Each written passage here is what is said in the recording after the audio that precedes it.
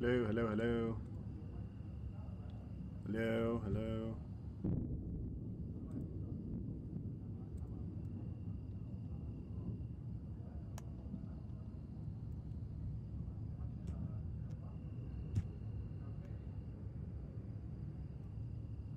Hello, hello, hello.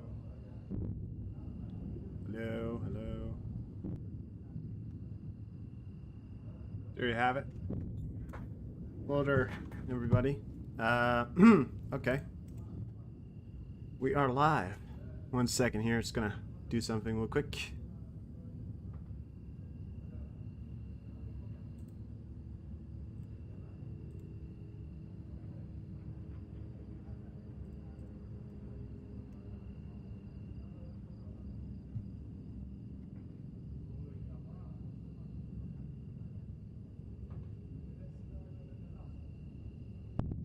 Solar superstorms may shut down from internet for months, scientists warns.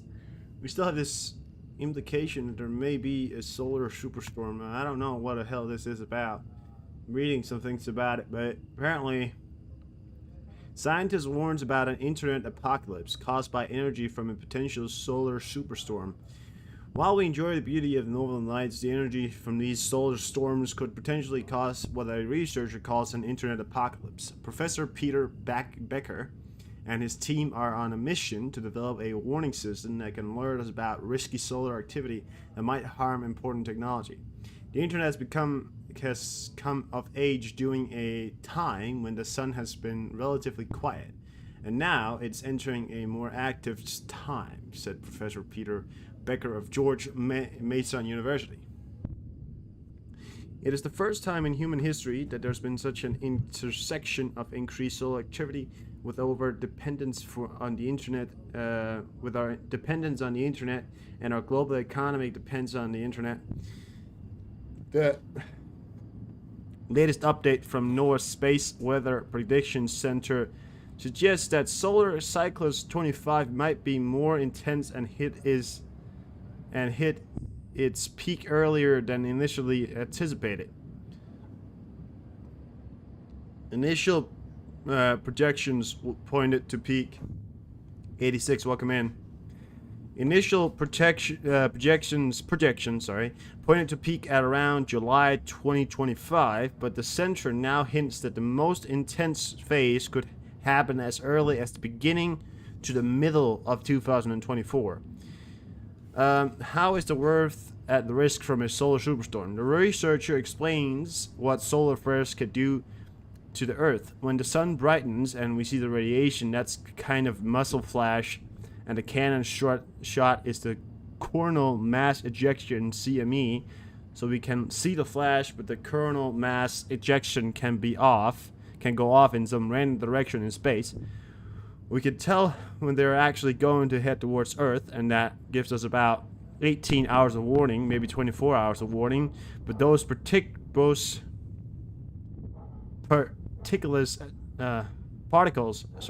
actually get to Earth and start messing with Earth's magnetic field. So they're talking about a possible. There's a lot of gunfire and stuff in the background right now. I'm gonna get War Mapper up for you actually. So they're talking about a potential solar superstorm that could hit within the days here from in the start of 2024 to middle 2024. So it's quite serious, but of course still far off. Well, relatively far off, right? So here you have it. This is the recent activities within the areas of Gaza. As you can see, yesterday there was incursions by the IDF. I'm sorry I didn't get that to you. But the IDF had expanded their position in some areas along the borders. They've expanded their positions along the area of Khan Yashin, which is an area that they have long wanted to get their hands on. You can kind of expect to see that, right? But like I said earlier, they were going to completely cut off this area here. I don't know what happened right here or why they didn't cut this together. Apparently they lost some of it. I don't know if they did or they chose to lose it. doesn't really matter. I mean, this is of course I think it's the Shafir Hospital and sorry, the refugee camp down there. This right here is the area of control, and I did say they were probably going to see it, and they're probably going to connect it. They did connect it, completely surrounded them. Which you welcome in. So you see, they're completely surrounding them right now. I don't know why they gave up on this one over here, but I mean, to be fair, they're right here. You know, they are holding them and they are surrounding them. They've expanded their territory, expand down towards the southern part, as people have been told to go deeper within the areas of Gaza. They want to completely control Gaza. So they want to completely control Gaza in some manner. They want to get it away from the so-called terrorists. And I don't see that to be so bad. The Minister of Defense came up with a video titled, "How Expensive is Russian Special Military Operation?" Leaked documents from Russian finance minister suggest that defense spending will surge to 30% of total public spending in 2024. Check this out.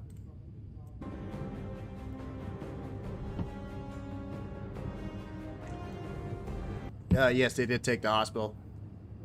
A lot of things happened within the hospital itself. There was a lot of implications, a lot of trouble. However, they did take the hospital. That's, yeah. There was, I think they stopped outside. They sent some special forces in. I'm not completely sure exactly what happened in there, but they put out a video, and I was gonna watch it, but then they deleted the video. So I don't know. So, of all spending, right? David, welcome in. All spending, 30%. So that's 10.8 trillion rubles. Guys, 10.8 trillion rubles. That's equivalent to 6% of GDP and a 68% rise over 2023.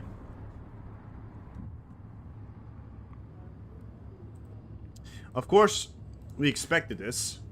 And of course, when you go to war, money will rise, but yeah.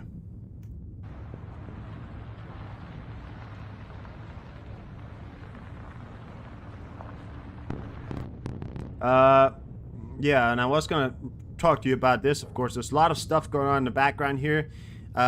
Phase 2, as I was talking about earlier, this time when they were going to take the hospital, Phase 2 was to be initiated. Phase 2 has been initiated, as far as I understand. Incursions into the southern part of Gaza has been committed, and they're committing it to their fullest extent. So fighting is continuing and probably picking up at this point. Lights in the camera. You mean this? Oh, that one right there. This is from Iceland. This is from Iceland right here. This is from this is because this city right here called Grandavik, at any moment, at any time we're watching this city right here could blow up. Okay? Just want to point that out. People ask, you know, why are you watching a random city in Iceland? Because this city right there could blow up. You know? It could blow up. At any moment, this city right here could blow up. Because there's a volcanic line of fucking lava running underneath it that's been activated. And if it randomly blows up, I'd like to watch it. Not because, well, it'd be one hell of a spectacle, right? But it would also be quite serious. So, you know. So this right here is the Chinese PM. Yeah. Is it PM or president? I don't know. Xi Jinping. His car almost hit an American soldier. They just can't help themselves not to hit to try and provocate an American soldier, can they? Because look at that. Like, I mean, to be fair, it's a very large car, but you know, it's just funny. It's always funny. It's always totally funny, right? I believe that right there might be the nuclear case. I'm not sure. Looked like it, maybe. I don't know. They probably have it with them, you know. But yeah.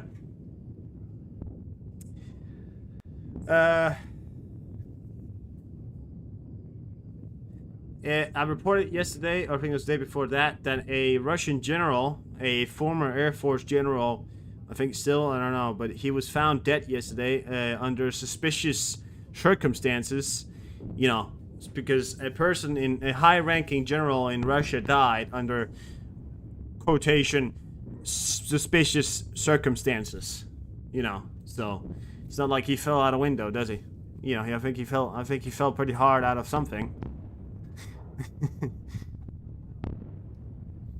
Okay, so pretty serious escalation, somewhat of a serious, but you can have it right here. Estonia is now also reporting a large increase in illegal migrants being pushed towards its border by Russian authorities. Most of the migrants are from Somalia and Syria. Estonia is considered closing the border. Finland has reported the same problem in recent days. Finland has closed pretty much all borders except 2 borders. Estonia has put up anti-tank, you know, like Estonia, right, has put up anti-tank, what was it, anti-tank barriers, I think it was, to try and keep out, like, the migrants heading into their country. Because it's become a serious problem lately that Russia and Belarus are pushing migrants into the Baltics, you know, predominantly Poland, but it's also been happening a lot lately.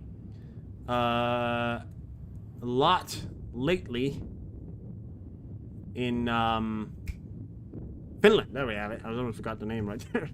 But yeah, so a lot of provocations from the Russians still in the migrant scene goes back to pretty much sort of an early start of the Germans trying to do you know, whatever their advances was, right? So yeah. In a school in Gaza. This is an illustration. So a lot of stuff actually, but a lot of things have happened. But Putin was spotted today. Vladimir Putin at a plenary meeting on a Forum of United Cultures. Our culture has been attempted to cancel lately. I say attempted because by definition we understand that it's impossible. Nevertheless, they cancel a culture that is based on genuine freedom, mercy, love for humanity, and spirituality. The policy of canceling Russia itself is anti-culture, neo-colonial, and essentially racist. How fucking far-fetched do you have to be in your mind to continue to say that bullshit to everyone around you? Like, oh yeah, that's exactly what we're doing, right? Yeah. There you have it. Let's get on Deep State. I haven't been on Deep State. Yeah, I wasn't on it yesterday, so I want to show you guys some Deep State maps. There you have it. So check it out if it wants to load. I don't know if it's done.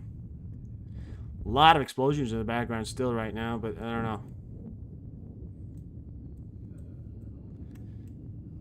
know. Around here. So the Russians have gained some initial ground. Like, damn it. Very small amount of gain, but the Russians have gained some land lately. They made a particular push on the 15th. They made quite a push towards, up towards villages in the, well, I don't know any of these names right here. I don't read, you know. Have another question? You, go ahead, answer. Sorry, I mean, don't answer the question, say the question.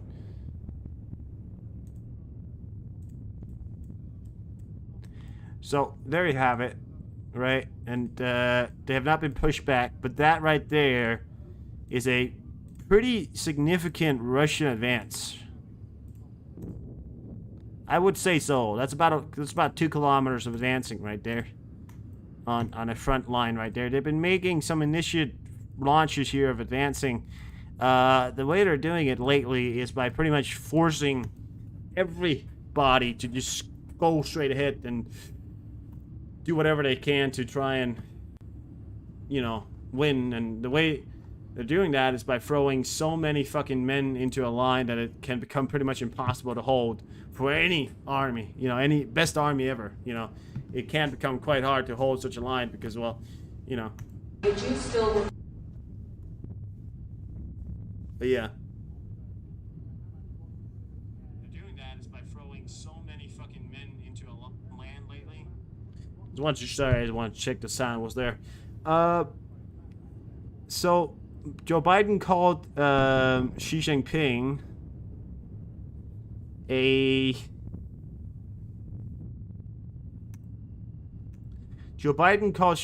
dictator right after their meetings. So Joe Biden, who was, I'm sorry.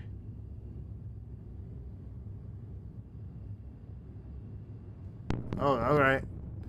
For your business? Well, fair enough, would you? You know, it's all right. So right after their meetings, the people call them quite progressive. Joe Biden went and did this. Mr. President, after today, would you still refer to President Xi as a dictator? This is a term that you used earlier this year. Well, look, he is. I mean, he's a dictator in the sense that he is the guy who runs. Look at Blinken. Look at Blinken.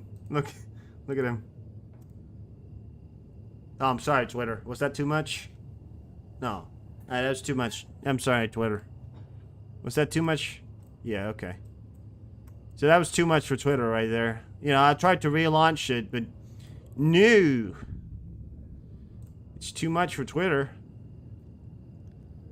Because Twitter can't handle it. Today, would you still refer to President Xi as a dictator? This is a term that you used earlier this year. Well, look, he is. I mean, he's a dictator in the sense that he is the guy who runs a country that is a communist country that faces a form of government totally different than ours.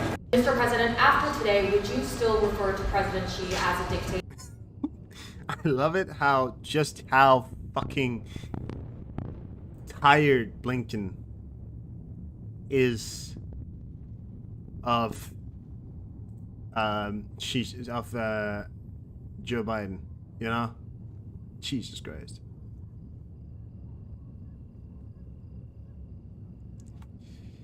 Russia is worried about future F-16 supplies to Ukraine and are already bracing for it. UK intelligence. Of course you would be.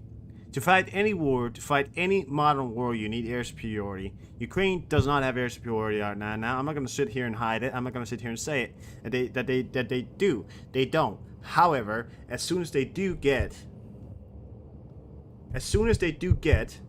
you know, those fighter jets, we like to call them fighter jets because they're from America. F-16s, right? They're gonna have air superiority, and especially when they can put them to use effectively, they will have, you know? Italy has banned the production and sale of lab-grown meat. Thank you. I do not want to eat lab-grown meat. I will die before I eat lab-grown meat. I will kill the animal myself if I have to. I will not eat lab-grown meat. I will not eat meat that has come out of a fucking lab. I will not eat. No. That's where I sit the line. I will. Jesus Christ. Kadyrov came out with a statement today.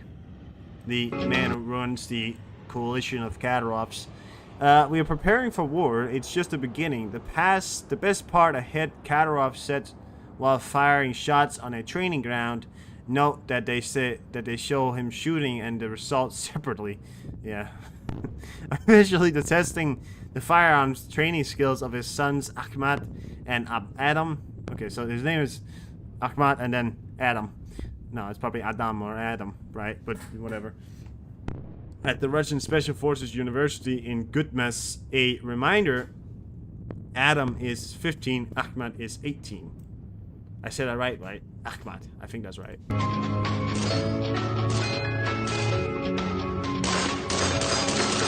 Готовитесь? 100%. К чему? Войны. Войне? Да, Много? самое интересное впереди. Jesus Christ.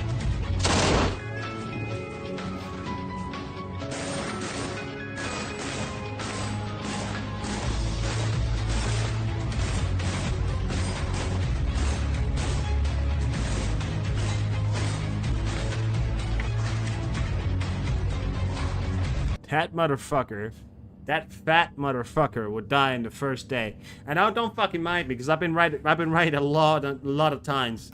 But look at how fucking fat he is. Sorry. I can't say that shit, but that kid is huge. I mean, no, I mean, but I'm sorry. It's just, I'm just saying, like, yeah, I think it's a very impressive, the fact that he's running that fast. I mean, Jesus Christ. It's very impressive that he's running that fast. He looks like he's living the good life. I'll be honest with you. He looks like he's living the good life. Jesus Christ. You know, I mean, sure, I think you can shoot and all that. You know, when you get enough training, you can do anything, but yeah. I don't think so. Ukrainians are training on F-16s in the USA. Yeah, we knew that. Thank you. Him and his son. They're both living the good life. That's true. Turkey is an ordinary country in NATO. Whatever one's opinion is, everyone is blah, blah, blah. So, Turkey, Putin, and the illegitimate Iranian government. And yes, they are illegitimate. They shouldn't be there, but we have another talk about that later, right? But this right here was them having a meeting, and you can see they actually said exactly how Putin wanted them to. He's in the middle. He's the important one. Then we have Turkey on the well, left side, and the Iranian man on the left side, or yeah, from his perspective, right side. You know. Oh, and then of course the teardrops. Yeah. So this is not a new one. This is not a new. This is not from now. But notice what happens, because this is not a new picture. I actually have seen this before. But look at Putin. Look at the chair.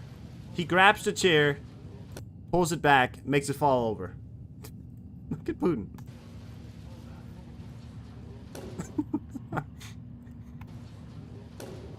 Look at Putin grabbed the chair and made it fall over. This is not from a reason. This one's not reason, okay? It's an older one. I know where it's from because I've seen it. I think it's from like way back, like 18 or something like that, in 2018 or something like that. Ukraine prepared to replace Russian exporting cast iron and iron ore to EU market. Well, Ukraine's just doing everything nowadays, isn't it? You know? Convincing. Like, I think it's impressive that I think it's impressive that that Erdogan likes Putin. F-16s. U.S. removes Chinese lab from its sanction list in fentanyl crackdown deal. Damn. Not expect that.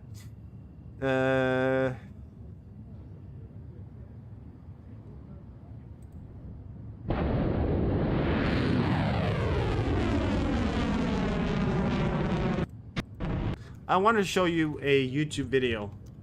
The reason why I want to do that is because recently there's been a lot of people that's been worried, asking me what would happen if the US and Iran went to war. Well, if you didn't know, the United States and the Iran people, country, went to war in 1988. They went to a war for 24 hours. In 1988, in January or something along February, I think maybe it was, I don't know, they went to war. And, well, somebody actually made a good video about it. They're called the Infographic Show. Really great people. I want to show you that video because it shows a good implication of just how the U.S. in 1988 completely overwhelmed the Iranian defensive. Keep in mind, the Iranians at that time didn't have we're already at war, which they still are pretty much against the Iraqis, but the Iranian people who continue to promote their enlisted is the free agenda of having a better sort of having everything better, right? Being better at everything, and of course, you know, you have to wait for the ads to be over because I already watched one ad coming into it, but sometimes people The 14th of April. Here you have it. So watch this, okay? Because this right here will show you just what happens if the Iranians decided to go against the United States of America. The 14th of April 1988, the Persian Gulf. Iran and Iraq have been locked in a deadly war for years, and in an attempt to harm each other's economies, both sides have begun to launch attacks on shipping moving through the Persian Gulf, especially oil tankers. Using speedboats equipped with heavy machine guns and rocket launchers, Exocet anti-ship missiles, and Silkworm shore-based missile batteries, both sides have been taking a serious toll on both friendly and neutral shipping moving through the area. Many nations have called on the Soviet Union and the United States to protect their ships, prompting the Soviets to sponsor several vessels personally and the US to move its navy into the area. But there's a fourth weapon that Iran has deployed: anti-ship mines, and these are indiscriminate killers. Without any warning, the guided missile frigate USS Samuel B. Roberts strikes an Iranian mine, blowing a huge hole in the hull. Incredibly, nobody is killed, but multiple crew members are seriously burned, and the ship is taking on water at a tremendous rate. The expertly trained crew, however, rapidly conducts damage control measures, and the ship manages to limp back to a friendly port, where it'll later be shipped back to the US via a recovery vessel. Navy divers, meanwhile, recover multiple mines from the area. Remind you of anybody? This is what happens if the United States was to bring their warships into the Black Sea. Because eventually, after this war is over in Ukraine, this is just going back to Ukraine, right? There will be sea mines left over. Black Sea is going to be a very dangerous place to actually sail through eventually when the war is over, because we don't know the exact numbers of sea mines that's been put down. And the other part is, we don't know exactly how many sea mines are even left in the fucking Persian. Okay? That's another point. And trace the serial numbers to a ship seized by the US a year earlier, which had been converted by Iran to lay mines. The infamous tanker war being waged between Iran and Iraq has now caught the full attention of the United States of America, and 3 separate surface action groups are quickly organized. The U.S. Navy will undertake what President Ronald Reagan considers a proportionate response meant to deter the Iranians from further aggression in the region. The end result will be a 24-hour war between the U.S. and Iran. 4 days later, on April 18th, the Navy prepares to strike. Backed up by aircraft flying from the aircraft carrier Enterprise, the SAGs have 2 objectives. First, sink the Iranian Somme-class frigate Sabalan, or a suitable substitute of equal military value. This will severely hamper Iran's ability to threaten shipping in the Gulf and impose a significant cost to the Iranian regime for their ongoing attacks against shipping. Objective number 2 is the destruction of Iranian surveillance posts on the Sasan, Siri, and Rakish oil platforms. These platforms have long stopped producing oil, but are now being used by Iranian forces to coordinate attacks in the Gulf. Their destruction will make it much more difficult for Iran to vector in shore-based fire or guide its fleet of small attack craft to waiting targets. Lastly, the Navy is to do everything in its power to avoid or limit civilian casualties and to limit any potential environmental effects that the attacks on any old oil platforms may cause. That right there, that right there, I just want to say something, and I'm going to stop this video all the way through sometimes. But that right there is one of the things that did happen. They did shoot out oil tankers.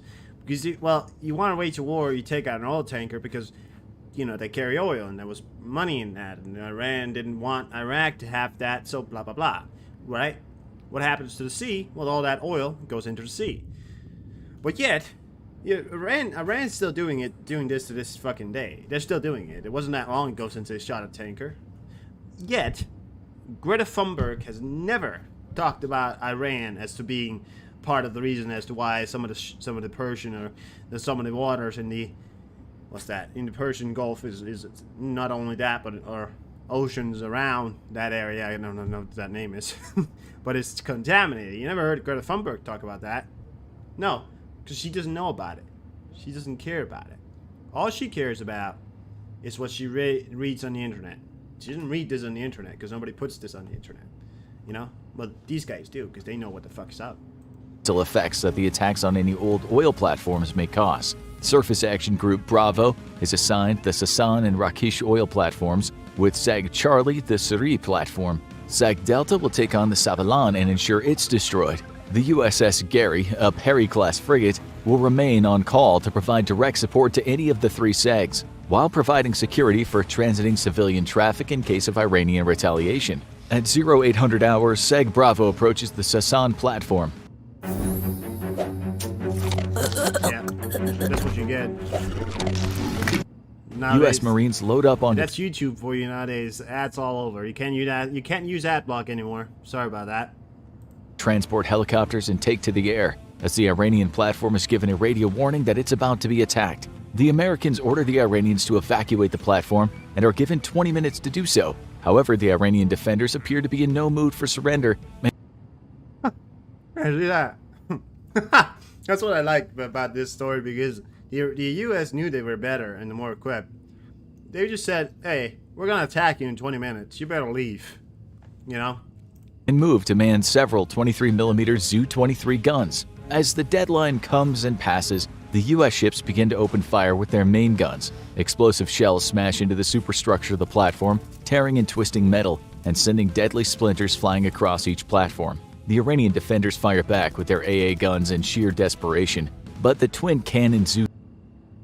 Does anyone know what an AA stands for? An AA stands for an anti-air gun. Anti-air means no air, you know, no air, right? Nothing in the air, right? Anti-air gun. AA gun means an anti-air gun. They're using their AA gun to fire at a vessel, which means it's on the sea, right? I mean, usually, they can fire big rounds and can be quite damaging, but as you're about to hear, they literally just propelled off this ship right here. Nothing. I mean, it's just, you know. Su-23s have no hope of doing much more than scratching the paint on the American ships. The U.S. ships, meanwhile, score several direct hits on gun positions, destroying them and their operators. Finally, some of the Iranians radio a request for a ceasefire so they can evacuate. The U.S. ships comply and allow a number of Iranians to board tugs which they use to flee the platform. Hardliners, however, refuse to surrender, and as soon as their compatriots are safely out of range, begin to open fire on the U.S. ships once more. The American destroyers, USS Merrill and Lynd McCormick, return accurate fire that destroys the surviving guns and silences them permanently. This allows Cobra attack helicopters launched from the USS Trenton to strafe the platform with cannon and rocket fire, killing any remaining resistance. U.S. Marines finally board the platform via their transport birds and sweep the mangled wreckage for survivors and intelligence. They manage to secure a single wounded survivor, which is immediately medevaced as the Marines plant explosive charges to bring the platform down. Nearby, the attack on the Siri platform plays out much the same, with Iranian defenders briefly So they completely took out the platform.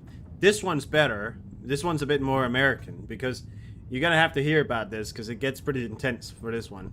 exchanging ineffective fire with the U.S. ships before fleeing the platform. The fierce bombardment by the U.S. ships, however, has set the platform on fire, and U.S. Navy SEALs en route to land on the platform and plant demolition charges as well as sweep for survivors and intelligence are forced to turn around. The fire is too intense, and the platform is deemed to have been rendered unusable by Iran anymore. 2 hours later, an Iranian patrol boat, the Jashan, attempts to take revenge on the Americans and rapidly approaches Sag Charlie. The small boat is no match for the U.S. frigates and destroyers, but it's not planning on going toe-to-toe with them. Instead, it's delivering a special gift, planning to attack the U.S. ships with American-made Harpoon anti-ship missiles, delivered to Iran before the revolution. Sag Charlie detects the incoming threat and radios a warning to the Jashan, which goes ignored. Suddenly, air defense radars light up on the American ships, confirming the launch of a Harpoon missile from the Jashan. The world's first ship-to-ship missile duel has just started. The U.S. ships immediately engage in defensive maneuvers, adopting a zigzag course that makes it harder for the missile to track its target. However, the missile has been fired from 13 miles away, giving the U.S. ships little time to defend themselves. Normally, any hostile ship would never get within this close a range without being engaged, but the Americans have been expressively ordered not to escalate more than necessary. The Jashan has lived. The only reason that ship is alive, right, this ship right here, the Iranian ship, was because the Americans said, well, you know, we can't destroy everything. We have to leave them something. You know, we don't want to go, you know, totally, you know. So unless you're fired upon, don't fire at it. The only reason that ship right there, the Iranians probably thought, oh shit, you know, this is alive because they can't attack us. No, they chose not to attack it. You know? So, yeah. Lived so far only because of an attempt by the U.S. Navy to not escalate hostilities further, but now it's become fair game.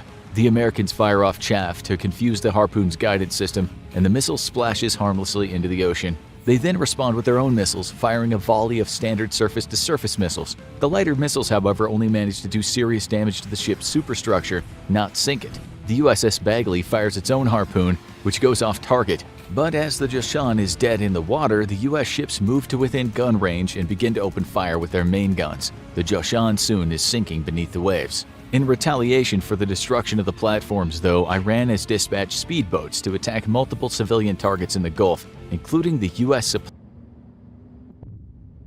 Listen to that. In retaliation, Iran right here, in retaliation for attacks against military targets, Iran mobilizes boats to attack civilian targets. You know? I mean, what the fuck's the point of that? So the Americans attacking military targets, trying to protect civilians, the way the Iran sees that, the way they can escalate against the Americans by saying, okay, we'll attack more civilians. You know?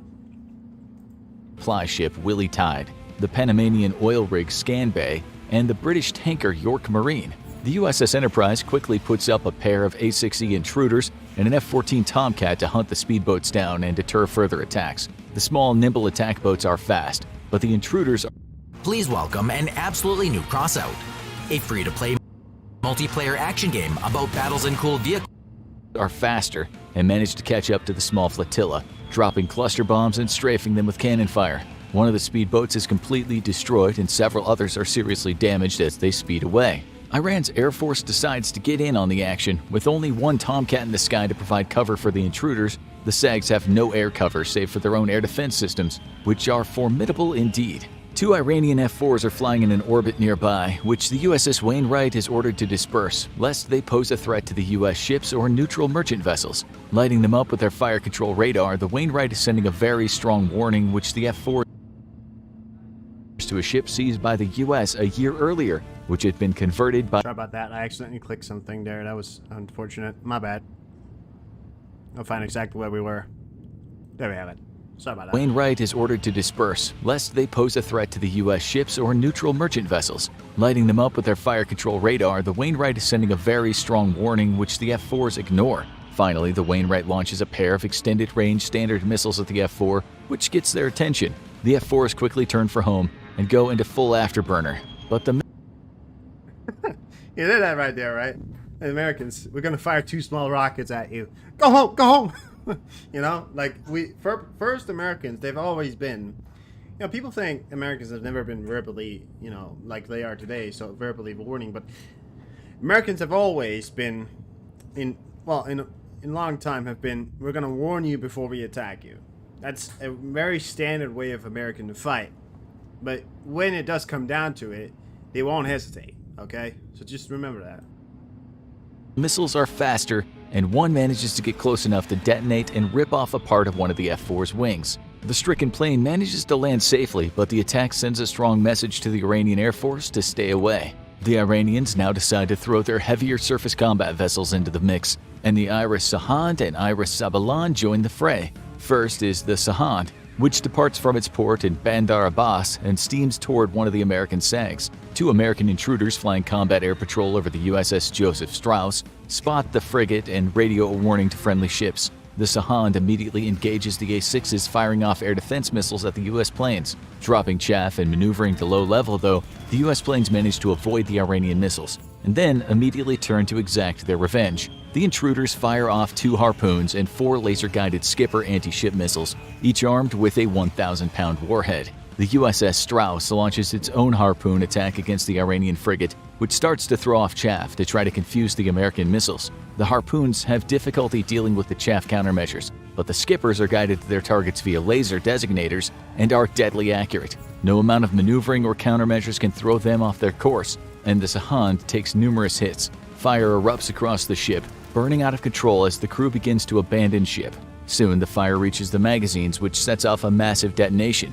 Anyone not off the ship dies instantly, as the Sahand slinks beneath the waves. The Iris Sabalan has not learned anything from the day's events, it seems, as it soon steams out of port and heads into the fray. It spots American intruders on its air defense radar and engages them with surface-to-air missiles. The Americans once more engage in defensive maneuvers, dropping chaff and flares to throw off the Iranian missiles. Out of surface-to-air missiles, the Sabalan, one of the primary targets of Operation Praying Mantis, is about to discover the power of one of the U.S. military's most revolutionary accomplishments: precision weapons. Lieutenant Commander James Engler turns his A6 toward the enemy ship.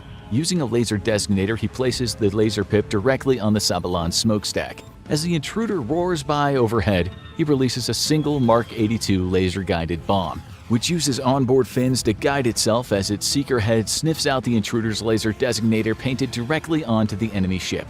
In an incredible feat of precision that will be echoed just a few years later in Desert Storm. Can I just stop for a minute here? Because I'm going to stop for a minute here. If anyone has ever been worried, and I know one person in particular in here has a son. Yeah, I know I'm talking about a person. I'm going to name names here, but you know who you are. That may be going and wanted to enlist in the Army. Now, I want you to remember this video right here, because this was in 1988, okay? This was before the Americans got most of their equipment they have nowadays. Do you think that the Americans can't take on the Iranians? This was in 24 hours. They did this in 24 hours. They appeared to have not had a single casualties, pretty much.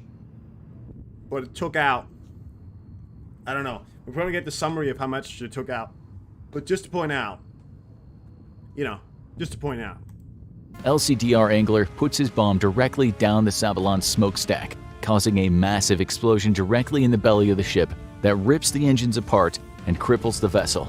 The Sabalan is helpless and listing heavily, its stern below the waterline. However, before the American planes can finish the job, they're ordered to return to base. The U.S. does not want to escalate the fighting further, and deeming the day's events a satisfactory response to Iran's mining of the Gulf, calls off the executioner's blade looming over the Sabalan and its crew. The Iranian frigate will live to see another day, as tugs rush out to save the sinking ship and tow it back home.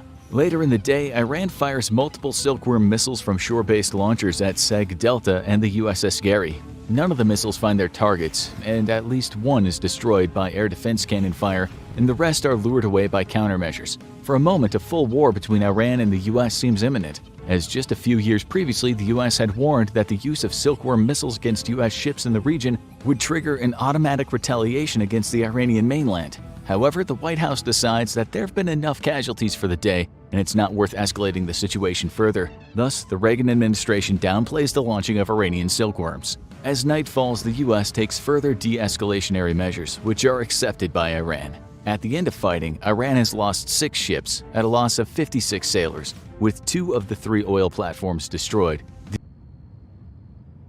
Ships at a loss of 56 sailors, with 2 of the 3. That is in 24 hours. In 24 hours, Iran lost, again, 24 hours, Iran lost 6 ships, 2 oil platforms, or 2 oil rigs, or whatever the fuck, and 56 soldiers.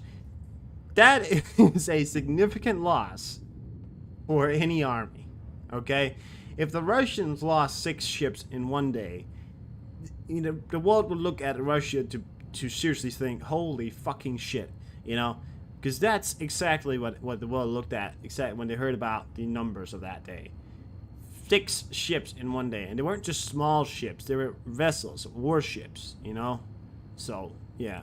3 oil platforms destroyed. The U.S. meanwhile loses 2, a crew of a Cobra attack helicopter believed to have been killed when their aircraft suffered an unknown malfunction while evading enemy fire. Their bodies are later recovered by U.S. divers, and the wreckage of the Cobra lifted from the seafloor. The 24-hour war between the U.S. and Iran would narrowly avoid a full-blown conflict between the two nations, but tragically set the stage for heightened tensions, which would lead directly to the accidental downing of an Iranian airliner by the USS Vincennes. Now, go check out what would happen if the USA and Iran went to war, or click this other video instead. So there you have it. That's my video right there. You could go watch this if you want. This is a little bit more of a reason video that would probably point towards what would happen if we were to go to war nowadays. But that is the activity of the war that, well, it wasn't really a war, was it? It was just more of a retaliatory attack against the Iranians for trying to take out civilians. Did it work? In many measures it did, but at the end the Iranians continued to do it, and we've since then, pretty much since the 1988, pretty much since, or later than that, had very strange relations with the Iranians, leading to sanctions, of course, in the first place as well. So, yeah. The Kremlin says Finland has chosen confrontation with Russia. That is a big mistake. Sorry, oh my god, no. I had that right there. The Kremlin says Finland has chosen confrontation with Russia. That is a big mistake. Yeah, oh no. Can be defeated despite their strong military. Even Russia can be defeated despite their strong military. Yeah, you just put, you know, not really that strong. Did it, you know. Spotted in supposed rebellion in Athens. Free Palestine? Oh, come on, dude. I put the dogs into this. Put his favorite toy. Free Palestine, free humanity, free... Jesus Christ. Damn. Damn. No, but yeah.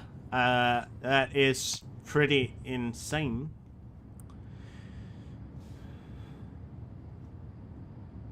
TikTok is guilty of creating the biggest anti-Semitic movement since the Nazis, says Shasha Baron Kohan. Alright. Ukrainian Marines gain ground on Kherson Oblast left bank. Yeah, that's true. The Ukrainians have actually made great efforts in the left bank of Kherson. That they have taken the left bank and are continuing to make efforts to do their best. So, more than 1,000 African migrants tried to storm the Spanish border fence in Ceuta today. It ended in clashes with the police, but so far there have been no mass breach of the fence. The idea to stop mass migration presented at the Forter Sur S must be adopted. So, it appears that the European Union is quite tired of the mass migrants heading towards their countries. Here's one of my points. I see the factor that we are having relationships with the countries that are allowing their people to suffer so much that they are willing to, you know, have them move to our countries. Still, we appear to have relations with these people. You know, I just see it as a way that if all these people are moving to our countries because their countries are so fucking poor and are unwilling to actually take care of their own citizens and are unwilling to put forward proper proposals for an actual government that will take care of them, what I will propose is that they have to pay us for taking care of all these goddamn migrants for them. Now, some people say, oh, well, you haven't taken care of them. You're just going against them. I say we have. And I say that we should goddamn ask them for some repetition, or whatever it is. So then, and then they're going to say, well, we can't afford that. Well, then I say, well, then we're not going to take any migrants. All right. You know, then we have them stay. They say, we can't have that. We can't have all these people here. Well, then we say, that's not our problem, is it?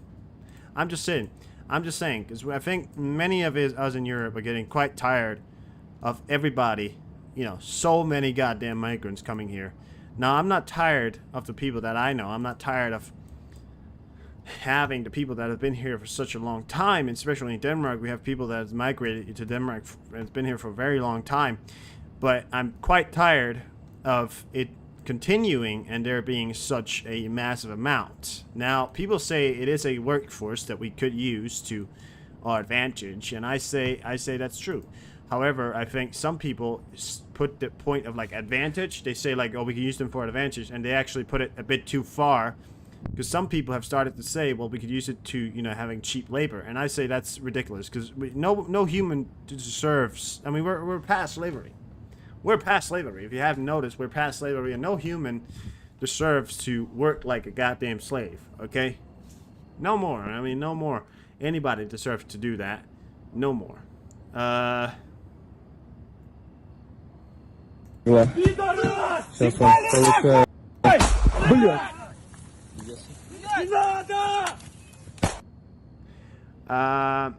yeah. So that's yeah. And that's what I say, you know.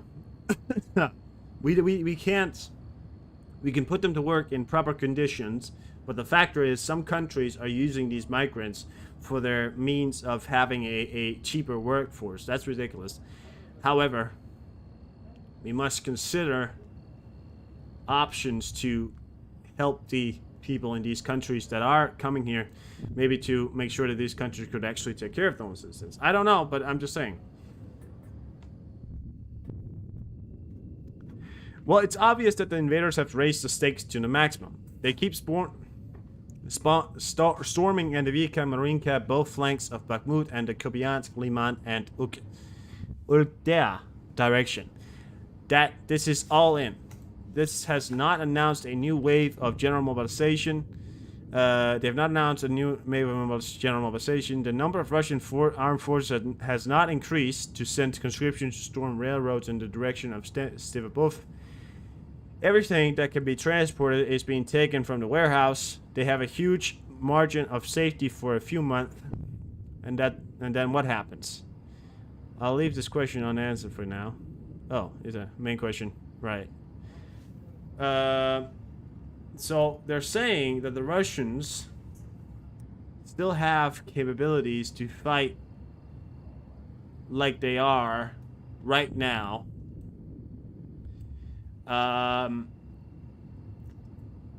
Because they have so many men and so much equipment left. Well, relatively amount of equipment left, but they say that it's only gonna last them for a few months, and then they say, what then? Some people have started to speculate that the Russians could possibly call general mobilization.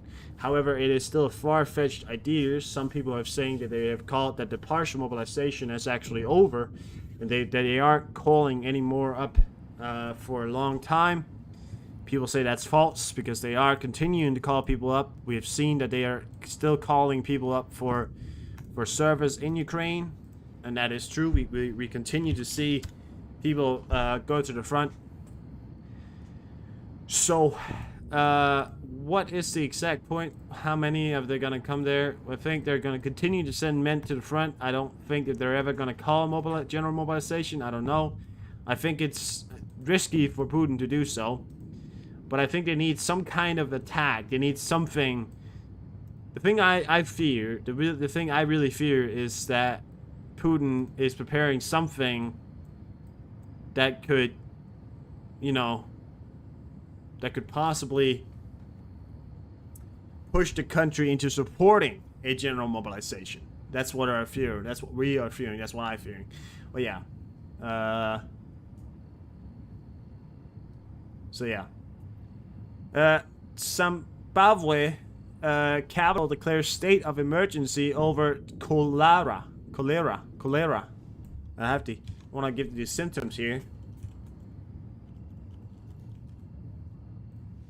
So the symptoms are profuse watery diarrhea, sometimes described as rice water stool, vomiting, thirst, leg cramps, restlessness, or irritability. It is quite a serious one. A lot of explosions still here in Gaza. You can hear in the background here.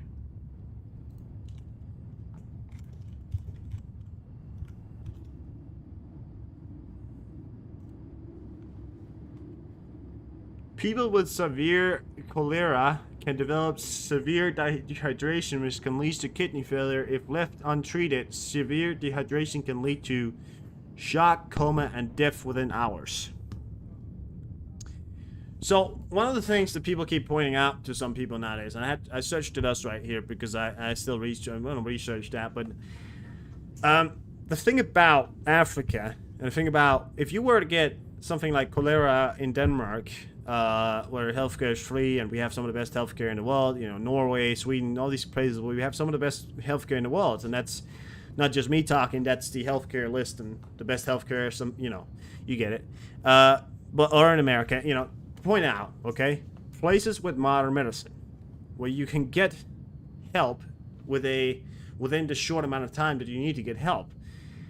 In places like that, you can easily survive cholera, you know, in proper certain terms. I mean, you could probably have something that could be left behind. I believe it's quite a serious illness. It leads to severe dehydration. Probably leads to some kind of coughing, dry lungs, or something like that. I don't know. I'm not an expert on it. But yeah, so you can say, like, if it's left untreated, and that's a problem in Africa, in places like that don't have proper medicines, and you know, who are poor. That's the problem. They can't have proper treatment. It's gonna be left untreated. They could probably try. There's this thing called like a shirt color.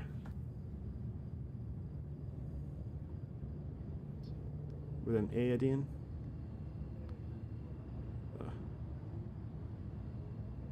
Cola, whatever.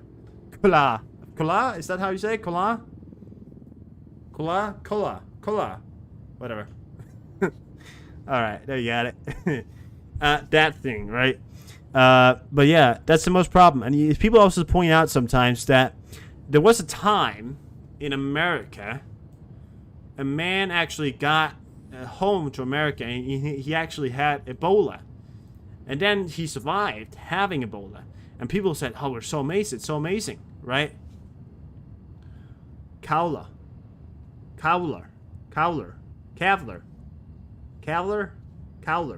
Whatever. It's that thing, right? But the funny thing about that was there was an American man who was in Africa, part of that, you know, CDC and the World Health Organizations and stuff like that. The WHO down there during the time of Ebola, when it was widespread in Africa, to try and help out. He came home and he actually had Ebola, and people thought he was going to die, but eventually he survived, and people were completely astonished by the factor that he survived. People said, "What? That's amazing, right?" But some people also pointed out that of course he's going to survive. He's in America, you know. Of course he's going to survive, because in America you have proper bedding, you have proper conditions to actually survive having Ebola, you know. I mean, and that was the point where he actually survived and completely recovered. But in Africa, things that we survive, you know, when we get a cold, we get anything like that, many times in countries where we have proper healthcare or just proper conditions where we live in, many times you don't even feel it. You know, you just, oh right, you know, it's just another day. I'm just gonna go home, and you know, I have a little cold. I feel sick. You know, in Africa, now keep in mind they don't get colds most of the time because it's quite warm, so cold is not a common symptoms. But things like having a stomach ache, things like having cancer, you know, many of the times they're not going to know, because cancer can be left, can be in you without you feeling it, and then sometimes they're discovered so late that you're probably, if you live in Africa, you don't have the proper means to go to the proper healthcare, you're going to die. Okay, that's the real conditions, and that's why we have something called Doctors Without Borders. I don't know if you ever heard of that. But there's a thing called Doctors Without Borders. They travel around on ships. It's doctors. They actually pay for it themselves. And I've always said that if there's any true patriots out there, any true heroes, it's the Doctors Without Borders. Those are the real true heroes, because they travel to Africa, to all these places where like serious health conditions, you know, and serious unhealthy conditions for any of the citizens live there, you know. It's very, it's very, very bad for people who are living there in the country, and they continue to point that out. But I just want to say that I am, for one, very supportive of the people called Doctors Without Borders, and you should do it too. I feel like if you haven't noticed them, and you don't have to donate or anything like that, but just that you know that they exist, because I really want to point them out. I think if there's anybody that are true patriots, it's them, you know? Yeah.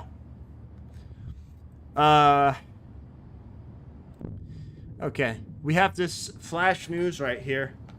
Watch this right here. I think we're gonna, it's only 4 minutes, and we can watch this.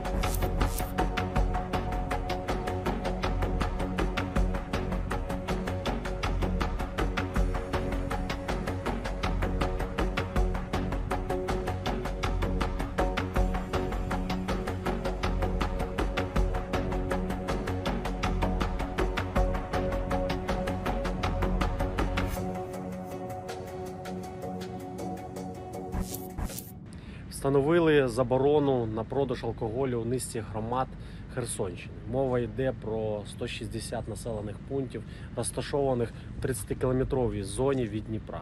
Обмеження не поширюються на Херсон, Зеленівку, Степанівку та Чорнобаїв.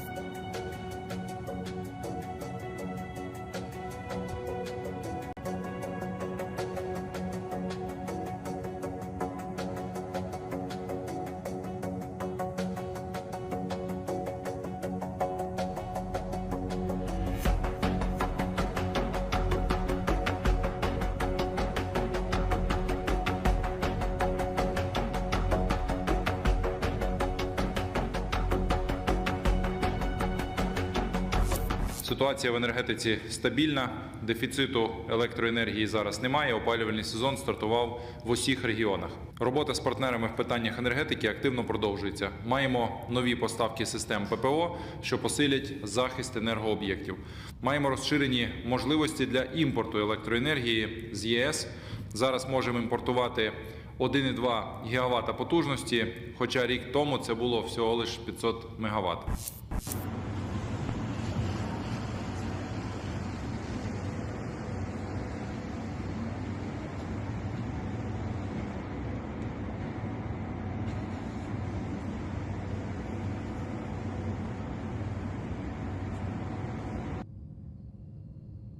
You see, what I don't get is just why so many fucking fires in Russia is breaking out.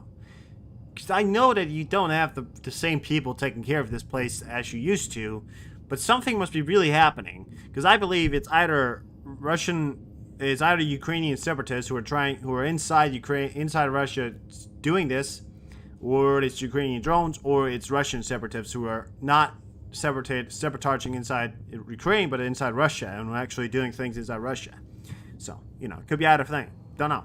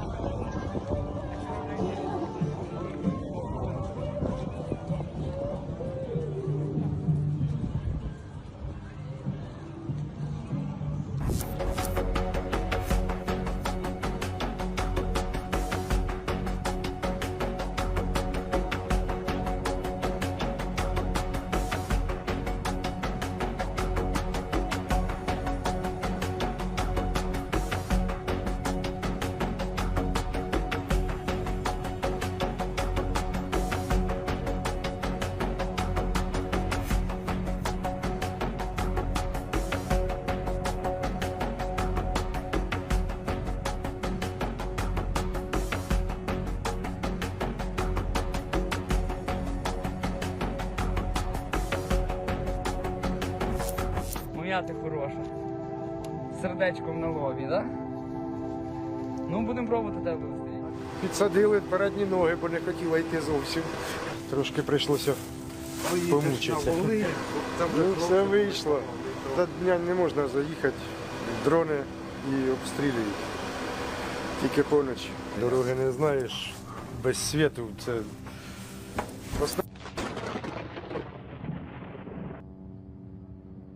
Now that cow is gonna have a great life. For about 2 weeks and probably gonna be Jabber or something like I don't know. But, you know, probably. Or unless if it's a dairy cow, it's gonna survive for a long time. Or it's a breeding cow, then it's gonna survive for a long time. So, in any way, we're having a good time.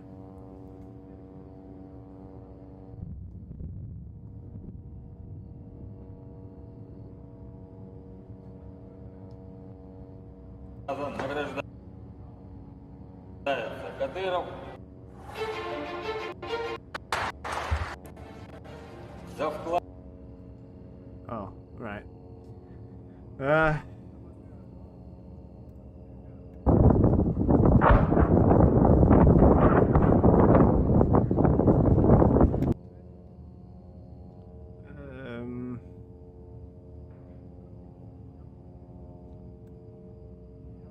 If there's anything else happening here around the world, I could continue to read, but it's mostly just Russia getting destroyed, Ukraine, blah blah blah, usual stuff, I'd say.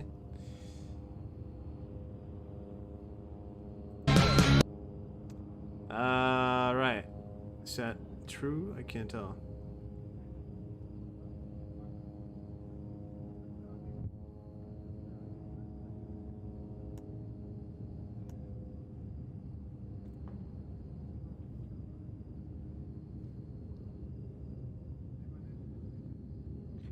There was recently a study released from, I think it was Yale University or something like that. Then that not Yale, but I think it was university. It was from Yale. I don't know if it was a university. I don't know. But more than 2,400 Ukrainian children taken to Belarus. So out of the 730,000, apparently 2,400 were given to Belarus, which is funny. I guess that's quite, you know. So this is another problem that's lately been encouraging around.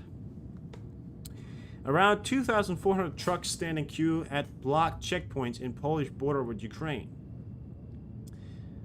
So 2,400 trucks stand in queues at blocked checkpoints on Polish border with Ukraine. Poland has blocked a check border with Ukraine. Now, I'm not sure if it was because of a protest or some kind of, I guess, some kind of movement, but something happened that led to now the checkpoint being closed. I don't know if they're dealing on it or if they're trying to get it open. But yeah.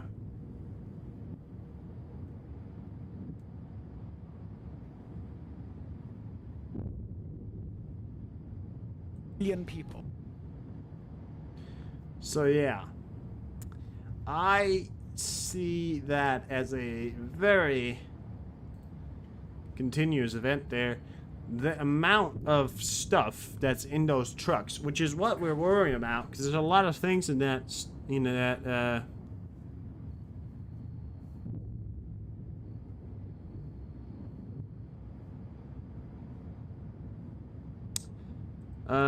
so, yeah. For some reason, it's stuck. I don't know why. Okay? I don't know why.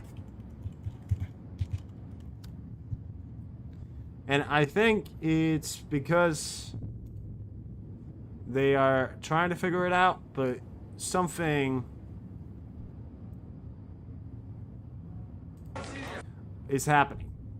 Something's going on here, certainly. One of the things that's going on in this, for example, So Finnish border guards are forced to use tear gas as a large group of migrants from Syria and Iraq are trying to force its way into Finland from Russia at the near Isreal border crossing. Russia uses weaponized migration as a tool of hybrid warfare against Finland and Estonia.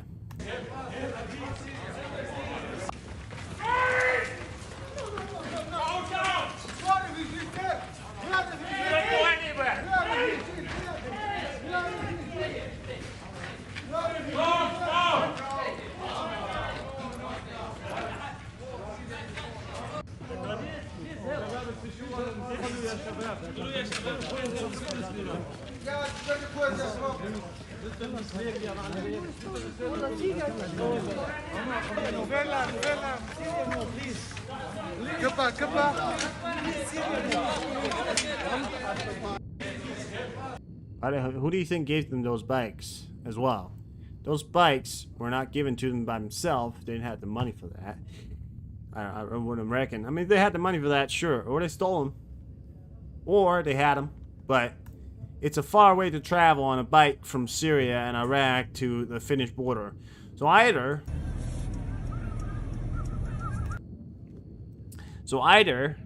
they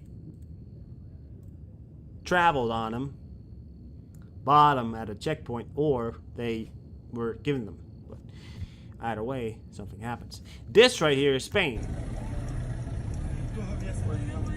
It looks like a fucking zombie apocalypse. It's not. It's migrants. But look at this shit right here.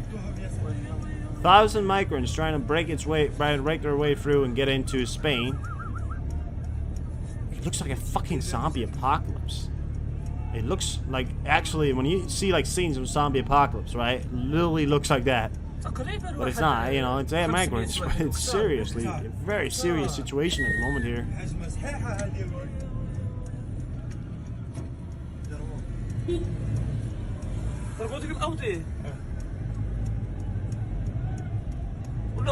Thousand migrants trying to get across here. There hasn't been any breakthroughs of the Spanish border yet, though.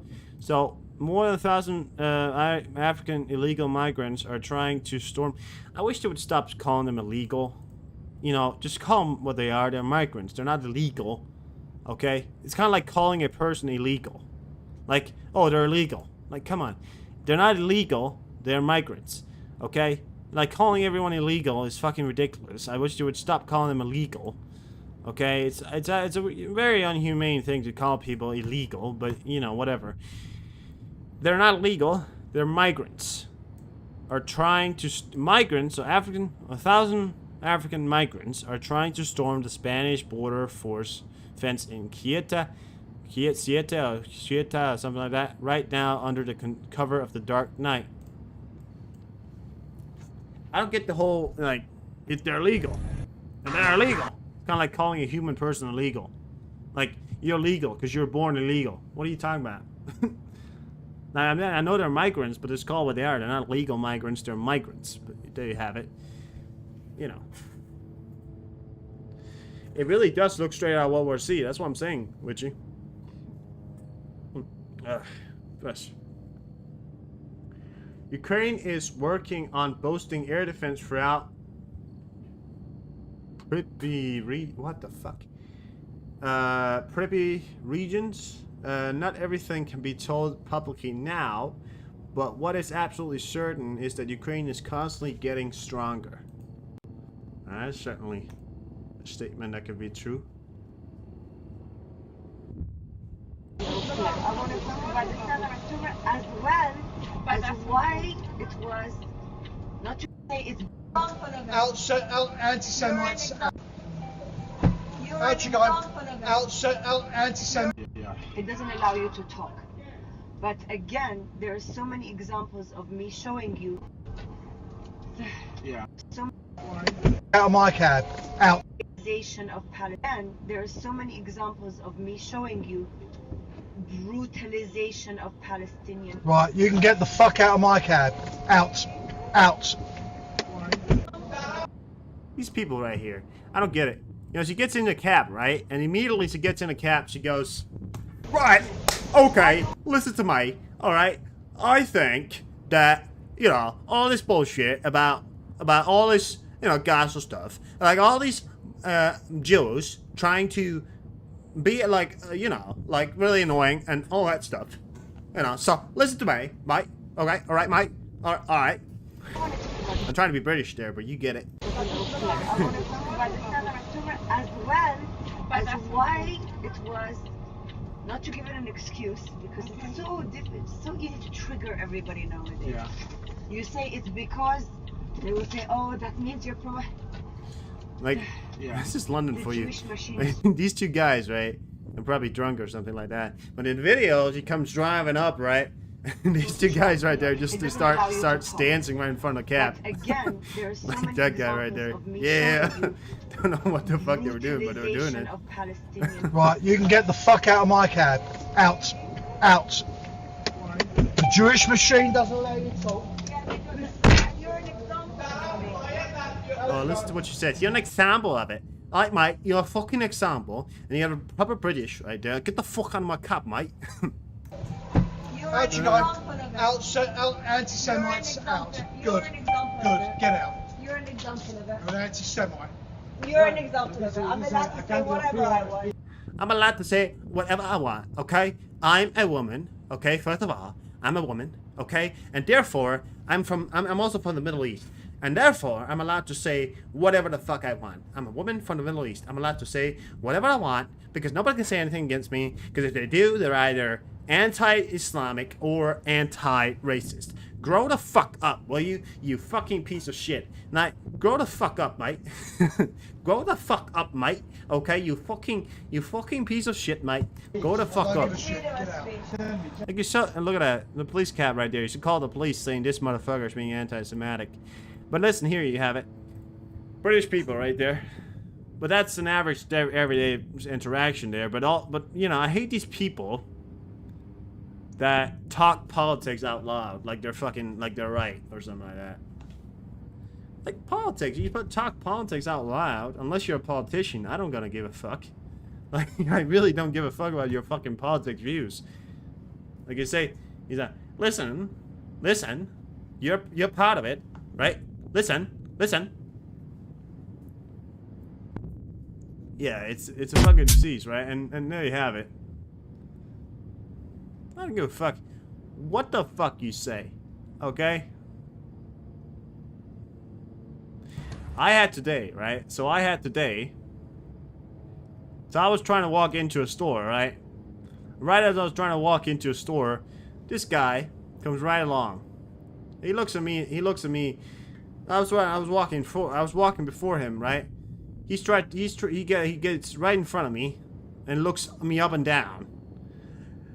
And if you don't know me, you don't just look me up and down, and I'm not just gonna say nothing. Okay? Like, you look me up and down, I'm gonna look you up and down. This motherfucker, he looks me up and down, he goes, and he doesn't even say anything, he just looks me up and down. Right? And I just say, listen, mate, okay? I don't care what you're into, but I'm not into that, you know? So, he goes, he just doesn't say anything back. Like, he doesn't care. He doesn't say anything back. But I think it was because he probably liked me. Now, I don't care if you are into all that stuff. I just want to say, that's not me, dude. Like, I'm not into all that stuff. I don't care if you are, okay? But I'm just going to put it out there. I'm straight, okay? But, you know, I mean, if you want to be ridiculous, and that's the thing about these people, they want to be as ridiculous as possible so that you will react in a way that puts you on a spot. That's the way they talk. Most politicians, most people that try to convince you of something will be ignorant. They will say all kinds of stuff. Kid going out all sexy. Yeah. Yeah, like quit going out like that, you know. You're looking me up and down like I'm some fucking like I'm fucking into him or something like that. And I could tell he's straight as fuck. Like I can tell, I'm looking at him, I can tell he's straight as fuck, but I still said it, you know. He didn't say shit back. He realized I was not gonna. And the factor is, I'm gonna point out here. Yes, he wasn't a Danish person. He was in a second ethnic. He was ethnic, right? He was Middle Eastern. And I'm gonna point it out to you. A lot of people in Denmark who are from Middle East look at people from Denmark as if we're like under them. Like, and they act like they every time they act like we're not gonna say anything back, you know. And most of us don't. But I have a tendency to be annoying in the right spaces. I have a tendency to be quite annoying because, first of all, I don't give a fuck. And second of all, you don't look at me up and down unless you're gonna fucking hit me in the face, okay? That's the one point I have. You don't look me up and down unless you really, you know, unless you really think that you have something. Because unless you wanna go, don't look me up and down like that, okay? Because I'm not into all that. I'm just saying, listen, pick your battles, okay? Pick your battles. Somebody's got to hit you first before you hit them. I'm not the one who hits first, okay? I never start a fight, and I will never start a fight, but I will defend myself, okay? You got to defend yourself, but pick your battles, okay? Don't go all out, you know, trying to prove yourself right. Because, oh yeah, you know, this guy, he was being annoying to me, and therefore I told him all kinds of stuff, and then he started to hit me, and, you know. But, like, there's a lot of it happening around the world lately about this anti-Semitism, this Islamic phobia, this previously back, this racism, a lot of racism, right? It goes against pretty much everybody nowadays, and it's like back and forward. We're turning into quite a racist society. Like we were back in the day, just now it's kind of coming back. And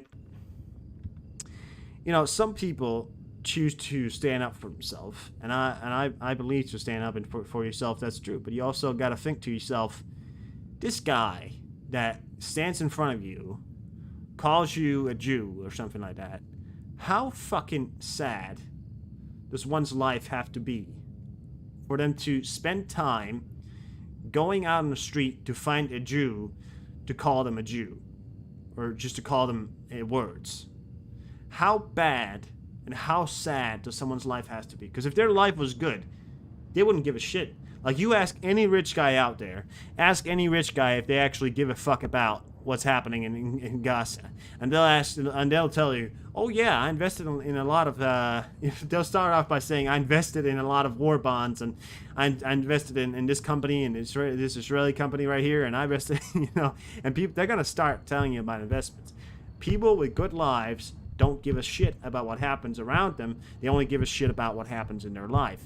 People with bad lives, they give a shit about what happens around them, and they will, honest to God, start calling you names, and they are the ones who goes on the streets. They're the ones who protest.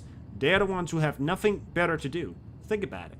Because you don't see Elon Musk going on the streets protesting, because his life is fine.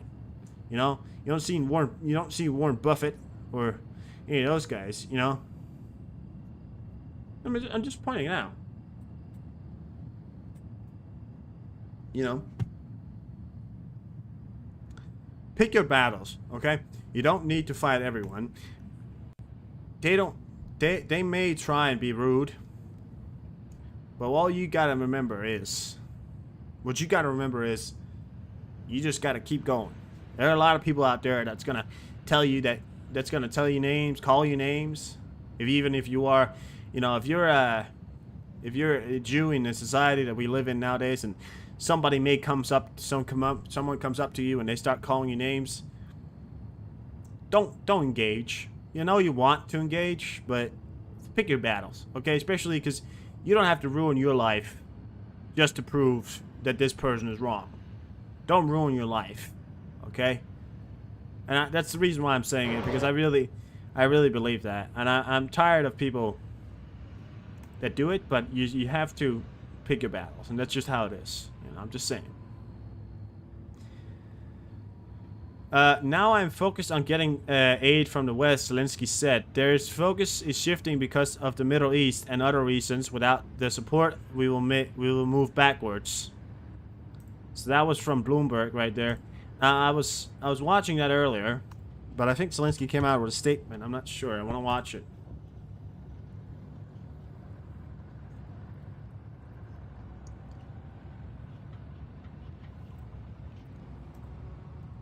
Yeah. But, you know, listen, it depends on who you are. You want to take a fight up, you want to take a fight up. I'm just saying, pick your battles, because it's not worth ruining your life just because, you know, that you had to hit that guy back. You had to prove him right. You know, verbally, nobody cares. You verbally go against somebody, nobody cares. But, you know, otherwise, ignore it. Because if they start attacking you, they attack you. They're the ones going to jail. They're the ones being charged with assault. Not you. You're the one who chose to ignore it. You know? And if you try anything, then yes, you're allowed to defend yourself. People say, well, should I then defend myself? If somebody tries to swing for you, you fuck that motherfucker up. Okay? That's lifelong rule right there. It doesn't matter how many there are. You fuck that motherfucker up. Okay? Because that's your battle. That's the battle you pick. The battle you don't pick is the battle that you weren't the one that started. Okay? That's the battle you don't pick. I'm just saying. Okay? Бажаю здоров'я, шановні українці і українки. Провів сьогодні ставку з детальною доповіддю міністра оборони щодо наступного року забезпечення сил оборони по кожному з напрямків та усім параметрам снаряди, зброя, техніка, амуніція, те, що поки в дефіциті, і те, що об'єктивно треба буде збільшити, враховуючи плани наших активних дій. Мінстратегпром доповів щодо нашого власного виробництва зброї та боєприпасів. Мета на збільшення виробництва досягається. Це важливо. І я вдячний усім працівникам і працівницям нашого оборонно-промислового комплексу, усім партнерам, які допомагають. Детально обговорили реалізацію української ракетної програми, яка була розпочата ще у 2021 році, і кожен бачить, що її результати щорічно все більш далекобійні, приємні для України та саме такі неприємні для ворога, як це і потрібно. Буде ще більше результатів. До речі, активно рухаємось зі Сполученими Штатами по спільному виробництву зброї. Під час мого візиту в Вашингтон ми домовились з президентом Байденом про цілком конкретні речі, які можемо зробити разом, і це точно посилить і американців, і українців, і наших партнерів. Спільне виробництво завжди посилює. Цими днями під час перемовин за участі Андрія Єрмака та нашої урядової команди обговорили конкретно. В грудні цього року відбудеться спеціальна конференція української та американської промисловості, урядовців та інших державних діячів, усіх тих, хто організовує забезпечення нашої оборони. Доволі потужну подію готуємо. У розвиток форуму оборонних індустрій, який відбувся у вересні. Тепер форум у Вашингтоні та відповідна робота з озброєнням як в Україні, так і в Америці. Я дякую Сполученим Штатам і президенту Байдену, і його команді, Конгресу, обом партіям, які підтримують нас. А також я хочу особливо відзначити американські оборонні компанії та партнерів в Європі, усіх, хто реально наповнює змістом захист свободи. У цей час усім нам треба бути максимально результативними, щоб час життя наших дітей і онуків не був вкрадений війною. Сьогодні є і хороша новина щодо оборонних пакетів для наших воїнів. Є рішення Фінляндії про новий пакет. Дякую за це. Вже 20 пакетів підтримки ми отримали саме від Фінляндії. Усі вони посилюють не лише нас, а увесь східний фланг Європи. Бо коли Україна міцна і незалежна, вся Європа може почувати себе захищеною від російської агресії. Важливі доповіді були на ставці щодо ситуації на конкретних фронтових напрямках. Донеччина, Харківщина, південні напрямки. Доповідали Головком та генерали Сирський, Тарнавський, Москальов. Содаль. Я дякую кожному нашому воїну.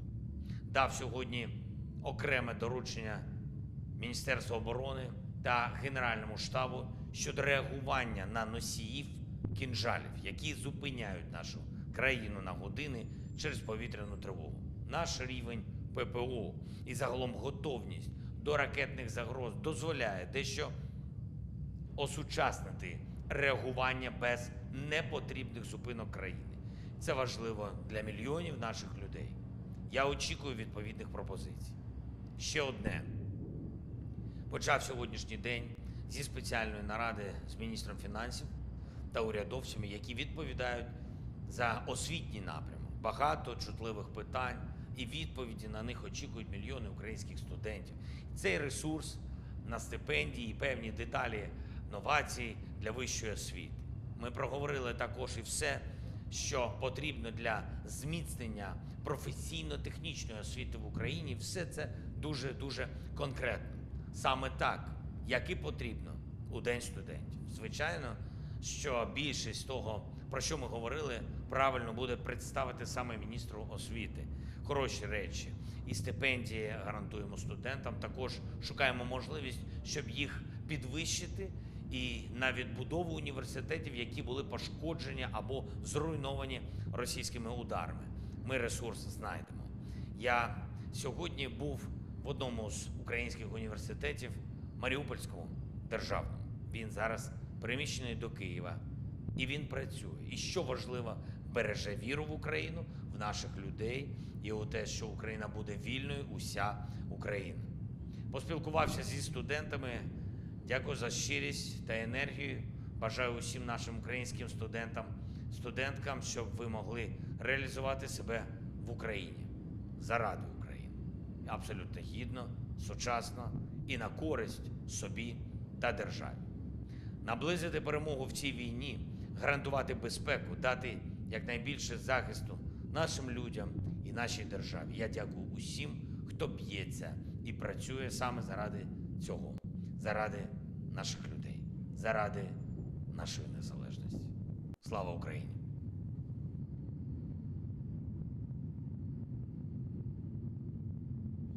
Oh my God. Did you hear about the man called Zelensky? The man, the myth, the legend. Бажаю здоров'я, шановні українці. The man, the myth, the legend. He has, and he will be a legend. Always is, always will be. Since... Okay, I'm not gonna read that. Blah, blah, blah.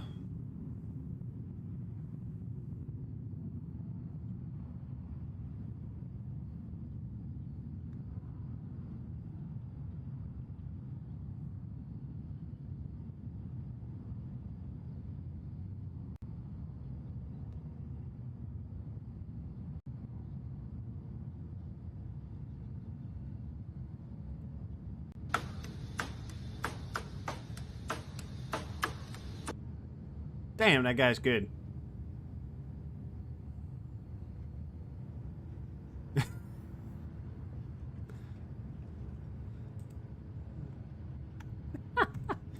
Alright. Fair enough. President Zelensky instructed to develop a solution so that flights of MiG-31K Kninschall carriers do not paralyze the country for hours. Oh, right.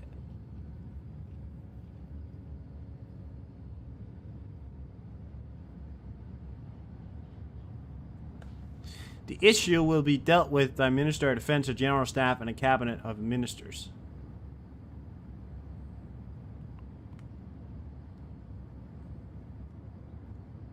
That's probably what they're talking about, right? The thing that they were gonna do?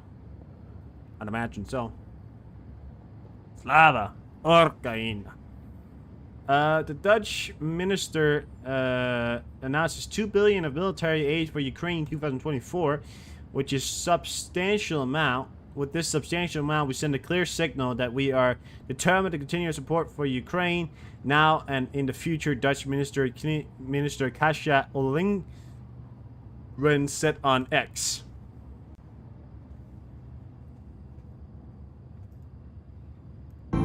You know what would actually be a really smart business to get into at this moment? If you were to make an app or a service similar to X, Twitter, and then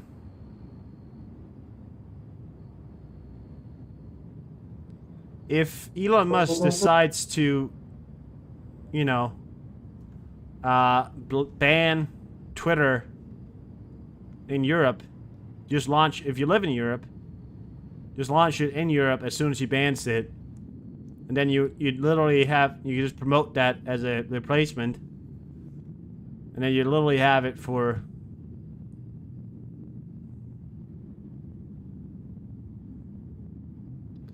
Then you literally get, you probably make billions on that quickly. To be honest with you, because people would immediately start searching for a new service just like it.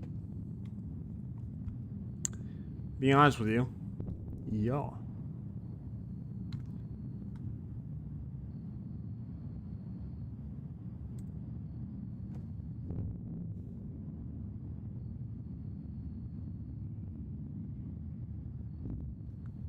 There ain't no way this picture is real. This is a horrific image of 1,000 Palestinians waiting in line for food around ruins of the government destroyed their homes. After the government destroyed their homes, killed thousands, and cut them off from all resources. You might not recognize it because it's from Syria in 2014, so no March. What? You might not recognize it because it's from Syria in 2014, so no marches. What was your point? What was the point of this picture to post it then? I mean, the point was... Oh, right. But you said Palestinians. Well, that don't make... Oh, because they were living in Syria, right? Now I get it. Because they were living in Syria. Oh, right, I get it. Yeah, the Syrian government... The Russian government, who was in Syria, who's still in Syria, has killed what they said about 4,000 civilians. The Syrian government has killed 110,000 civilians of their own people. So, you know.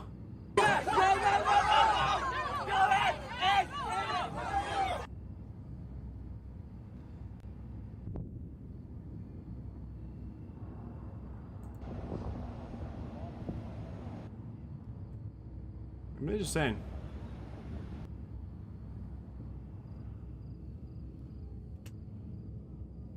Heavy snowfall in Skoda National Park, California. I've never... Getting after you people who are from America. Does it usually snow in California? I mean, California is quite a big state. That's true, but... Should I drop my gloves?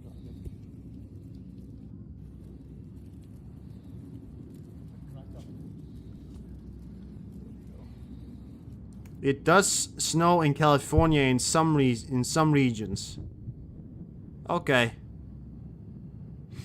Weather has reputation of being always sunny and never too cold. Different regions such as Sierra Nevada mountain ranges and Bear Lake experience a snow season in winter. You get tons of snow in California? Damn. I just imagined, because I usually, you know, you saw California, I was just like, California is California, you know, you don't... But I guess when you think about it, California is quite a massive state, you know, everything in America is so big.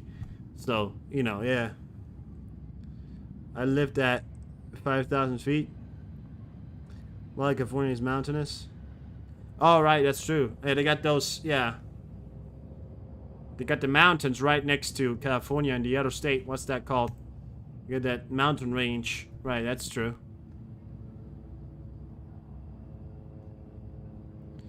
I don't know. I don't know why I imagined that it wasn't snowing in California. I don't know why. Sometimes I just imagine it, you know?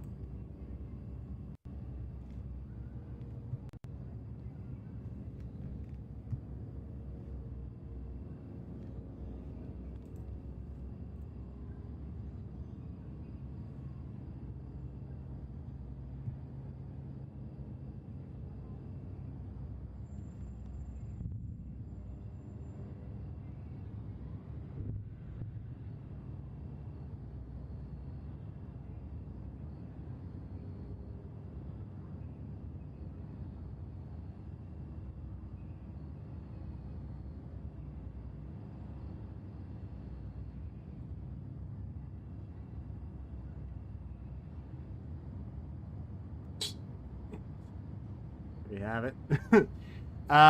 Israel soldiers investigates one of the terror tunnels discovered yesterday by IDF Gaza. Yeah. Alright. Scrolling through here, I didn't really put it together here today, but I guess... I mean, we've seen most of the things I wanted to talk about. The most significant things, of course, the development that's happening here in the...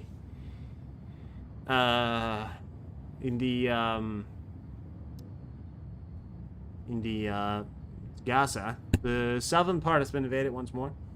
Also, which is a desert, but it's high. It has a high elevation. See, sometimes I don't get America.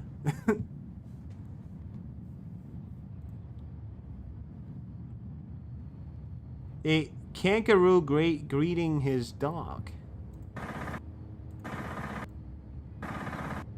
Damn. Potential terror attack averted after police arrested a man in front of the Israel embassy in Azerbaijan.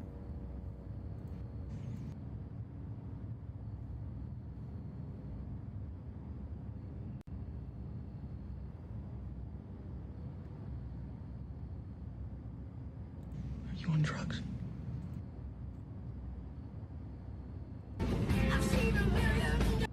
No, can't play that.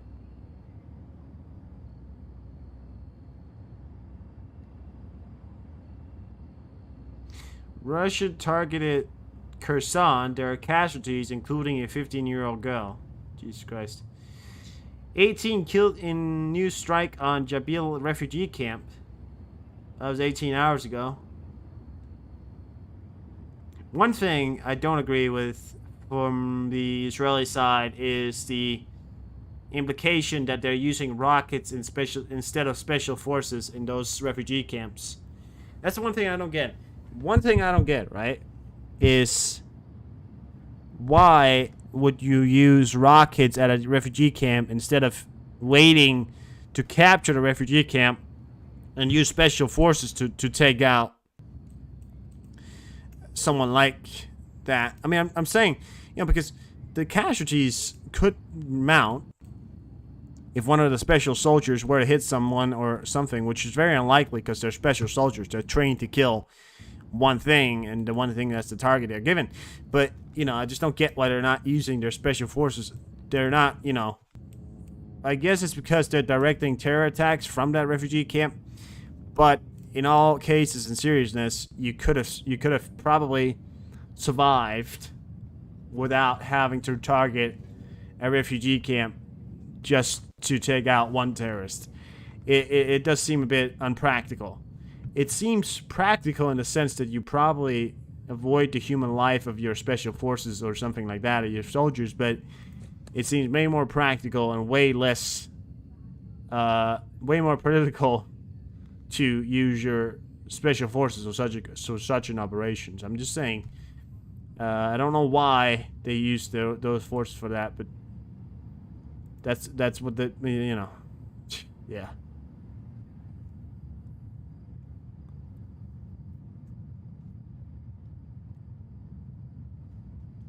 It's kind of a unnecessary event. That didn't say that Israel was the one who was behind that target. It could have been Hamas.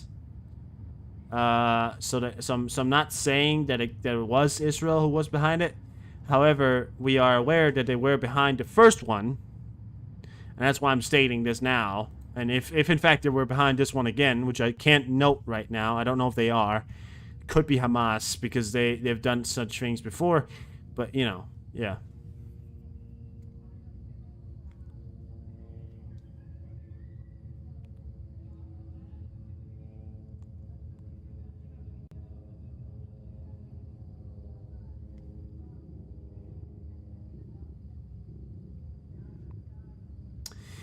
Imagine this. Young Jews start reading Mein Kampf and then makes videos on social media praising Hitler for his analysis and insights.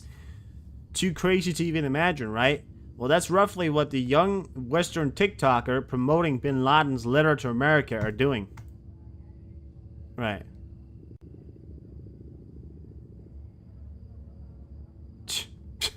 I mean, that's, you know, and it's the same thing. with those women wearing the Taliban scarf. Like, have you seen the women wearing the Taliban scarf? And the reason why I'm pointing out saying women is because, do you understand what you would be, you know, what would happen to you if you were to go to Afghan looking like you're looking with that scarf? You would not make it out. You would not make it 2 minutes in the countries, you know. So, yeah. You would not. You would not. People say, do you understand what the implications of such a thing is? They don't appear to know. They don't appear to know. Damn. Oh. Well, I'm gonna do it anyway.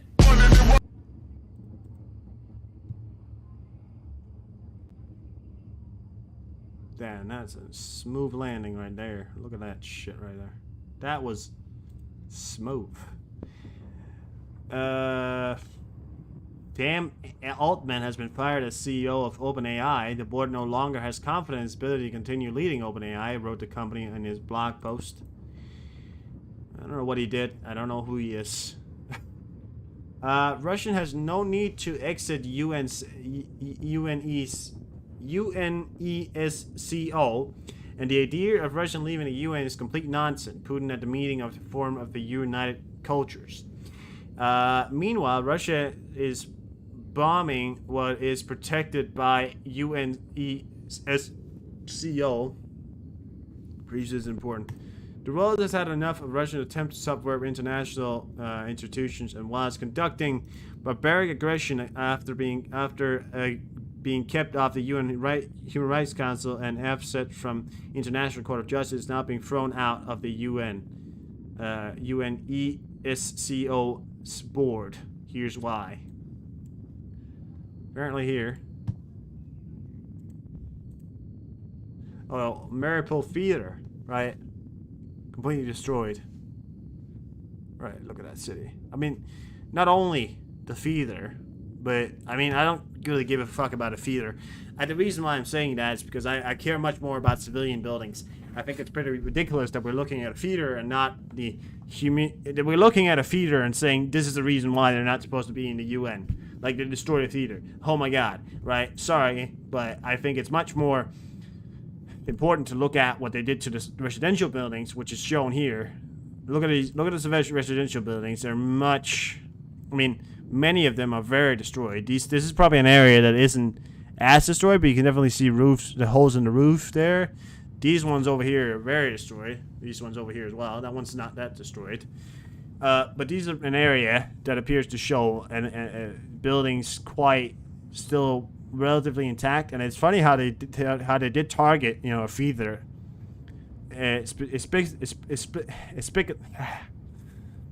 Inspicably, damn it. Consistently. There you go. Before having to target any of the residential buildings, but I still think it'll be much more important to point out that they destroyed residential buildings.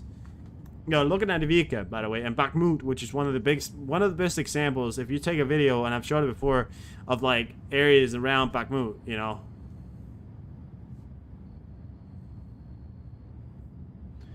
Because you take a look at Bakhmut, it's such a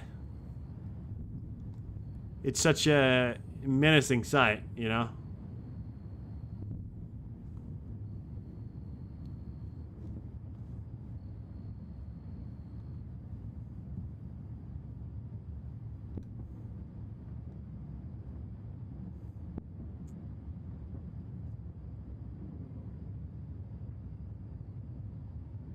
Over the course of 24 hours, 1,140 Russian personnel, 27 tanks, 11 armored vehicles, and 32 artillery systems has been neutralized by the armed forces of Ukraine. Now, also, one thing I want to point out is that throughout the last 2 days here, Russian personnel casualties has been mounting to about 2,500 in 2 days, which is an insane number, actually. But I have the official numbers here, I think. Give me a second. Should be here. Somewhere. There we have it. Here you have it. So, 1,140, 11 APVs, 17 vehicles and fuel tanks, 27 tanks, 29 artillery systems, 20 UAVs, 3 MRS. That's a lot of tanks, by the way. 27 and 29 artillery pieces. 2 special equipments. That's good. So, one of the things I want to point out is that yesterday, I don't know if we could find the one from yesterday. We probably can. We just got to go a little... Oh no, that's because I'm patrolling.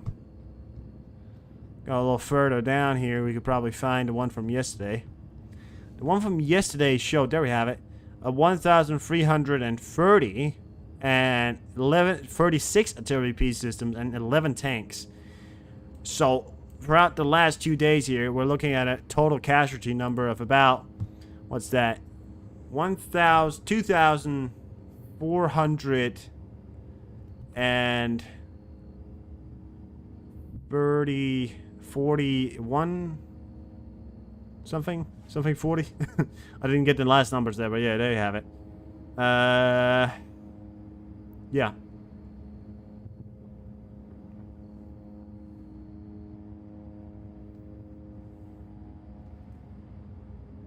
But that's, you know, thinking about that, thinking in a perspective like that, you total casualties numbers. I mean, it's such a big casualty number.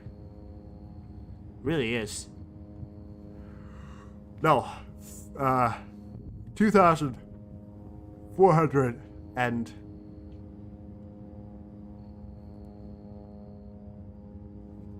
2,450, 60, 70. 2,470 soldiers, you know, approximately, throughout the last few days. That is flat 2 days. That's quite insane.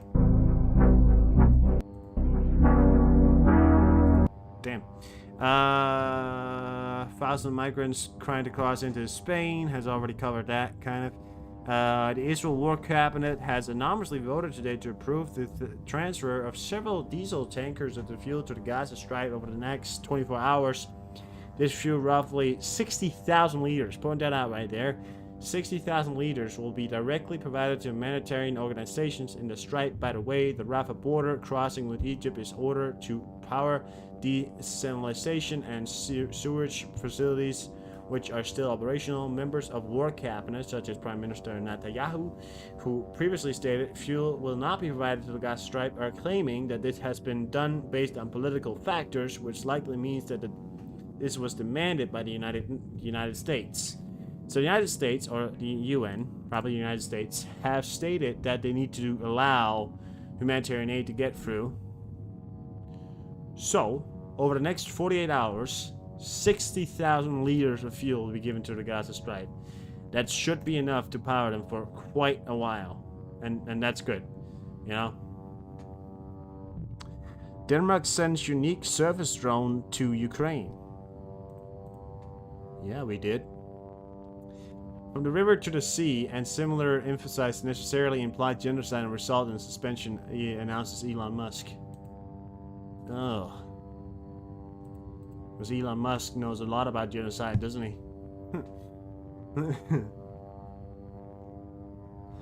Drone activity here in Gaza. Raining here in Grandavika in Iceland here right now. Strike in Kyiv. Mass media reports about explosions took place quite a long time ago, though. About close to half an hour soon. There's explosions in Kyiv City. That's been reported. Damn. So it wasn't anything serious. Let's see if we can find it. Kyiv.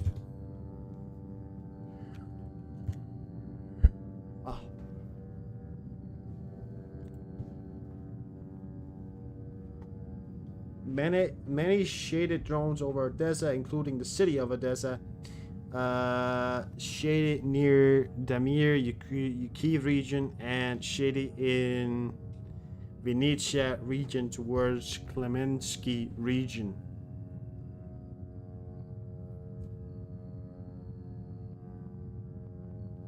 Kyiv City is now under alert due to those Iranian drones.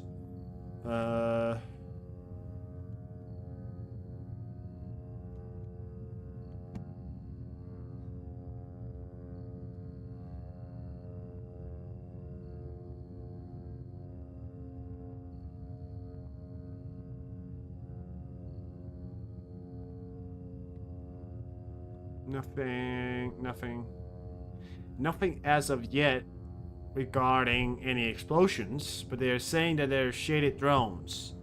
There's a drone, there's a drone warning on it. So they're saying that there's massive drone attacks. Appears that the ones heading towards Odessa probably got shut down or are still on the way, but something's definitely happening in Ukraine there as well.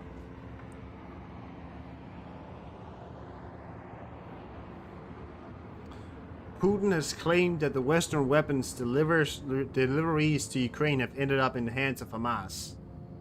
Jesus Christ, how fucking delusional is he? He's off the charts now. Russian television has been quick to exploit the Israel-Hamas conflict for propaganda purposes. As usual, there's no sign that anything Putin has said is true. I think anything Putin says is true is the day I'm gonna die. You know? TikTok has banned all content previously found under the search terms "A Letter to America" and "Dancing Israel." Damn. Because of the Biden-Harris administration investment, millions of American households are now saving $30 to $75 a month on high-speed internet. The administration will continue to fight lower costs from families so they have more breathing room. Well, that sounds like a plan, unless you're willing to do it, unless you're not willing to do it. Churchill was wrong. Okay. War colonel? Yes, he was. Yes, he was. Churchill was a war Yes, he was. colonel. Churchill was a war criminal. All the British Let me people do who this. live Churchill was a war criminal. Okay, Yes, he was. Churchill was wrong. Churchill was a war criminal.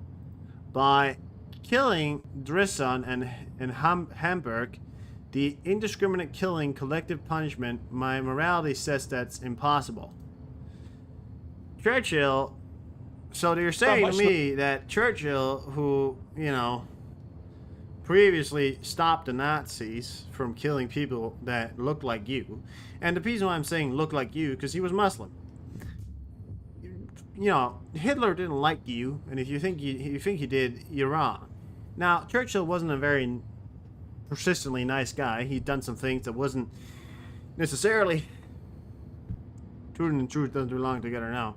But listen, Churchill has done some things, but that wasn't necessarily in the books of righteousness. He's done some things against the Indians that we're not going to defend him for.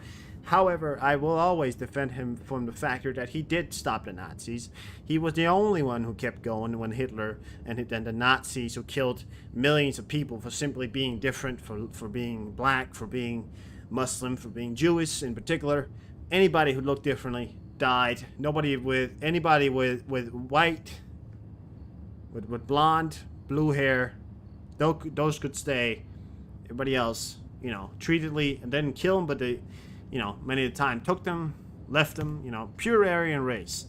You think, to be honestly, that you would sit here and say that Churchill was the one who went against you would be ridiculous, because Churchill was the one who saved us from the Nazis. He's the one who kept going.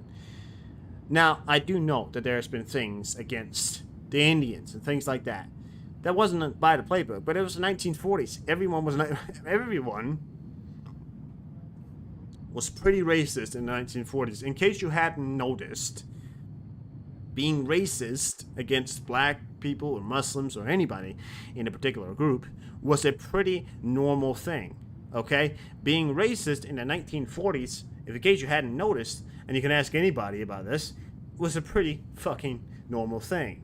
Now, nowadays, it's not a normal thing to be racist. In fact, we look very badly upon it, in case you hadn't noticed. But we can't sit here and say that because Winston Churchill was racist, because he was all these things, that he didn't stop the Nazis. He is always the one who was gonna stop the Nazis. He stopped the Nazis, and he honestly, the factor that people are bringing up and saying that Nazis would have been better, Hitler was better than Winston Churchill. If you come up to me and say that, I would just look at you and think, how delusional must someone be to think, honestly, to think that that's the truth. That's the truth. That's the actual truth that they think to themselves at night when they go to bed. Hitler was better. You know, sleeping in their bed like, oh my God, Hitler was better. Like, that's what they're dreaming about. You honestly, to God, have not read a history book. You don't know anything about what Hitler did. And I'm bringing to you an example of what an average day of a Nazi party or not an SS battalion would do to the Jews.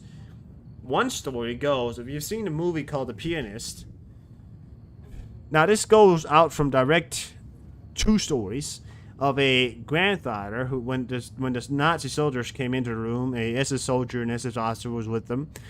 Then they told them all to stand up. Grandfather, who was in a wheelchair, couldn't stand up. Okay, said the Nazi soldiers, you'll sit down. While we take you in the wheelchair, while you're sitting down, we'll lift you up in the wheelchair and throw you out the balcony. Now, they weren't on the first floor. No, they were on the fourth floor. You know, the highest floor in the building. Picked him up, threw him out the window. Yeah, it's a great, great movie, but if you remember it, they picked him up in a wheelchair and threw him out the window. You know? The old granddad just, you know, because he couldn't stand up. He couldn't stand up because his leg didn't work. You know, his legs didn't work. He was an old guy. So he couldn't stand up. And for that reason, they, yeah, as I said before, picked him up, threw him out the window. Now, you're saying to me that that's the kind of behavior that you would want. That's the kind of world that you imagine is better, right? And that right there is probably the least horrific thing the Nazis has done against Jews, against Muslims, against black people. It's you know, despicable, horrific things. That right there is probably the only thing I could say on YouTube that they've done. I could point out to you what they've done. I don't even know if we can point it out. I think we can, but I wouldn't, because I think it's absolutely horrific. It's a chapter I want to forget about. But we can't forget about it because we can't forget about what the people fought for. And I will never call Winston Churchill anything less but a man who stopped the most horrific and most horrific attack, the most horrible man to have ever existed. You know.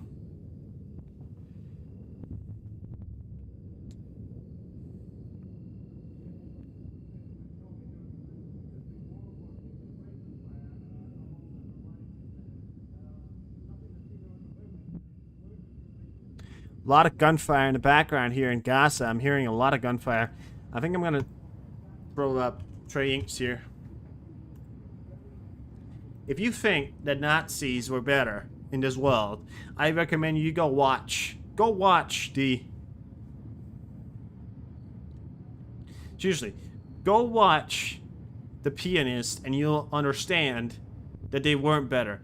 Go watch the documentary about Anna Frank. Go watch any of the documentaries, and you'll get to know that that they were not better. Battles here. They were worse.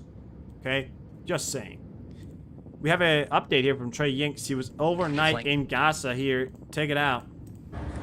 In the dark of night, flanked by Israeli special forces, we moved quickly into Gaza's Al-Shifa hospital. You can hear the Israelis are engaged in gun battles here with Hamas. Down a hallway in the radiology department, soldiers point to piles of weapons and Hamas booklets as evidence the building was used for military purposes. Behind an MRI machine, more guns and ammunition the Israelis say are part of Hamas grab bags that were feet away from That right there is interesting because a lot of people point out to me that the Israelis are the ones shelling a hospital. Well, when you realize what's inside the hospital, and first of all, they were not the ones that struck the hospital. That was actually Hamas. Every single time we've heard about the factor of them being inside the hospital and striking the hospital was Hamas. Every time. But they've hit everything they have. Their weapons is behind an MRI machine. So a machine that could have been previously used to help somebody, diagnosis and stuff like that, you know, MRIs. Get an MRI, help people, you know, blah, blah, blah. has now been turned into a goddamn military camp. So that's Hamas for you. Hamas booklets as evidence the building was used for military purposes. Behind an MRI machine, more guns and ammunition the Israelis say are part of Hamas grab bags that were feet away from injured Palestinians. In terms of the patients here, there are hundreds of Palestinian civilians. That right there is, I think, the IDF spokesperson. I'm not sure, but I think I've seen him before. He's the guy you see in the live streams. More than 1,000 internally displaced Gazans. Are they being protected? First of all, they're unharmed, which is very important to state. No Palestinian civilian was even hurt, injured, in yesterday's activity. As part of our embed, Israeli forces controlled what areas of the hospital we could report from. You can hear those gun battles raging on outside of the hospital grounds. Leaving the hospital beneath the roar of Israeli drones. Light from inside one of the buildings illuminates a path. Back in an armored personnel carrier, we head to a staging area before switching vehicles.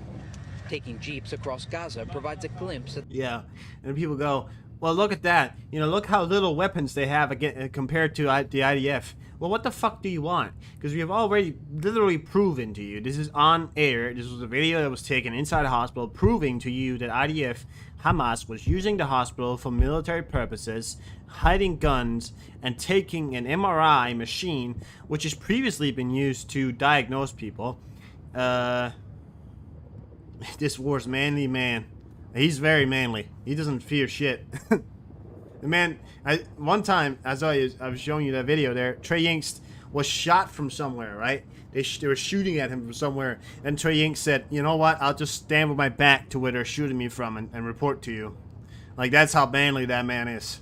They've even made an article about him. I think it was Forbes or something made an article about him, how calm he appears to be, you know? The destruction along the strip. With entire neighborhoods destroyed, many Palestinians will have no homes to return to. Despite the rising civilian death toll and widespread destruction, the Israelis plan to continue their military campaign until Hamas is destroyed and the hostages are freed.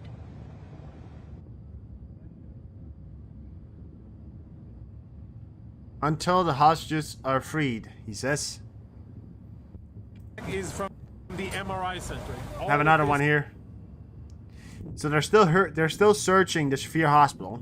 Here you have it. This bag is from the MRI center.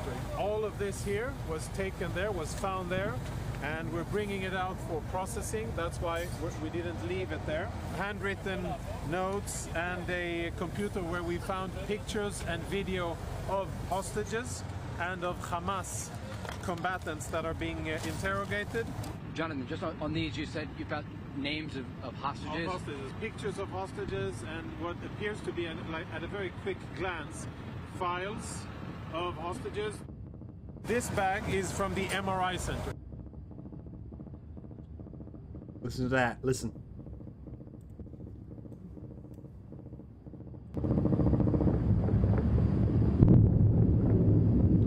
Listen to that. That's live. That's live right now. It is safe to say that it is still very active. This is Israel-Gaza border scene from Israel. It is still very active.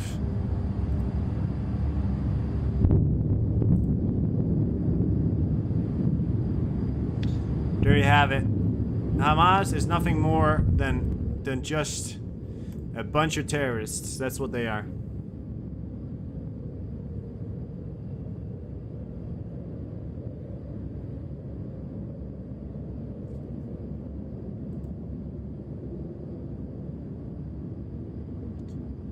Disney set to halt advertising on X. Disney, Apple, and Lionsgate has halted ads on X, Twitter.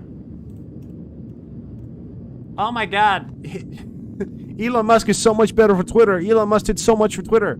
You know, nothing he's done, all he's done right here, which I would prove to say is lose money for Twitter. He's even said that that Twitter may fall. Well, I get that the old Twitter was maybe not as well handled, but at least it was Twitter. You know, it was back in the time when Twitter was just a bunch of people talking about a bunch of stuff, right? It was just a bunch of people going, fuck you, fuck you, fuck you, no, fuck you, fuck you. And they were talking about all kinds of things. Nowadays, it's so much, you know, nowadays, Elon Musk has made, you know, you cannot, I had so much transparency. Yeah, and there's a lot of transparency coming through. You know, it's very understandable who's the right side, who's the one who's right. IDF and the Israelis are the ones who's talking the truth here, who are not the ones targeting civilians, who are not the ones, you know, so much transparency, still people refuse to believe it, you know. But it's pretty bad when Mickey Mouse hates you, yeah. And the thing I want to point out here is, you know, Elon Musk, when he came through and he said he was going to do all kinds of things, right? Not only has Twitter become more about, it's become so much about racism. It's become so much about politics. It's become so much about hating each other. You know, back before that, before Twitter was taken over by Elon Musk, it was a lot of, well, there was some racism around, and of course it wasn't as clean as you might imagine it has been, but I feel like it was less about this whole idea of racism, and you know, and there was a lot more monitoring on this situation. But I guess some people say there wasn't. I feel like when I was on Twitter before Elon Musk, I feel like there was a little bit less of it, but I don't know. It's hard to really say if there was or wasn't. I think Elon Musk has done some things that I do agree with, but I will say he's taken the company down a path of more of a sort of political stance than more of an app, you know. But yeah, I don't know. He's also acting as if he's the one who made Twitter. He's acting like he's the one that actively made Twitter. No, you bought Twitter. You bought Tesla. The only company he was standing behind was SpaceX. Now, I do agree that SpaceX has done some amazing things, and I don't hate what SpaceX has done. Of course I wouldn't. I think SpaceX is one of the companies that I do support, but he didn't make Tesla. He made Tesla into what it is, sure, but he didn't make Tesla, okay? Tesla was already a thing before he just bought it, okay? So, it's, you know, he's a brilliant businessman. Nobody can take that away from him, but I'm just saying, you know, do I hate Elon Musk? I think his things he says I hate. But in all honesty, I don't hate the man. I don't hate him like I would when I go and punch him in the face. No, I hate some things he says, but I think that goes down to, I just disagree with some things that he says. I simply disagree with some things that he said, and I don't hate him because I think he's done a lot of good things, but I don't, you know, agree with a lot of the things he says about this war and a lot of things he says about other things. So I think we have very different point of views. I'm not putting myself on the level of Elon Musk because I'm not, but just, you know, I think if I was to ever meet him or talk to him, I think I would definitely say that I'm not, you know, yeah. Let me ask this. If you think that Al-Qaeda was correct to do what it did on 9/11, say aye. That's the answer that I was hoping for. It's an answer that unfortunately was not obvious to me, as evidenced by the fact. Okay, one thing I want to point out with these people right here when they talk. Okay, so this video right here shows a bunch of anti-Israeli protesters standing up. A moral blight on this country is a moral blight on the people who are making it controversial. Let me ask this. So this right here. Now, of course, a person with pink hair, you know, and a shirt too tight is gonna say, you know, that's true. Man that unfortunately lost his belt, and you know, a man with questionable fashion choices, and another one here who looks like it to be a military man. You know, they're very much looking like the same. Of course, these people are oftentimes the same. They're very gullible. They believe in everything they hear in the media, and they will believe in everything they hear in the media. But here you have it. Look at this. So this one here, right? Anti-Israeli protests stage a demonstration against Josh Hammer doing his speech at the University of Michigan. You are only allowed to discuss the Israel-Hamas war from a single perspective at most universities' campuses. So, yeah. To do what it did on 9/11, say I. God, they all look the same, don't they? That's the answer that I was hoping. This guy forgot what he was doing. He just stood up because he thought the police was there. This guy looks like he's just high, forgot to put the fucking poster on his his book, right? And just went, oh shit, the police here, I gotta put my hands up. No, but that's one thing, okay? That's one thing there. Whatever. They do what they want to do. I don't really give a shit. But the other thing is, what I think is funny sometimes is... What I hate about some of these people that speak, especially Josh Hammer, because I hate the way he speaks. Most speakers nowadays, people say, oh, these speakers, they're so great at speaking. You know, oh my God, they're so good at speaking. Why do they speak like robots? Because they speak like this. They go, as if there was a continuation of a lack of moral continuation of a lack is, if I've ever believed that there was an evidence pointed towards everything, towards the evidential point. Look what he's going to say. That's obvious to me that there was a certain point. And therefore, I say, and he's going to say, therefore. That we actually saw Osama bin Laden's name literally trending on Twitter or X or whatever we're calling it these days as recently as this morning. If you think that Al-Qaeda was not justified to slaughter 3,000 innocent Americans on September 11th, 2001, a day probably when most of you were not even born yet, it's kind of a scary thought. If you think that Al-Qaeda was not justified to do that, then in no world whatsoever, I hate this. I just don't get. And listen, what he says is true enough, right? I just don't get why they speak like that. Why do you speak like you're made out of a fucking robotic? Like you speak robotically. I know most speakers nowadays, they don't speak like they're human. They speak, if there was a continuation of evidence supporting the factor of what I was trying to prove, then there must be, you know, it's like, do you speak like that with your fucking wife? God, I'm just sorry. I don't know.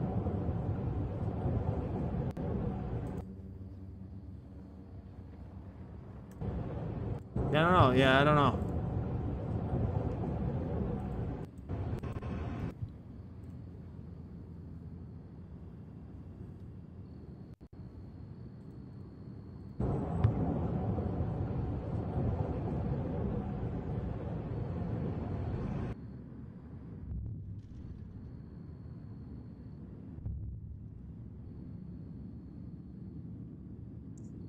Yeah.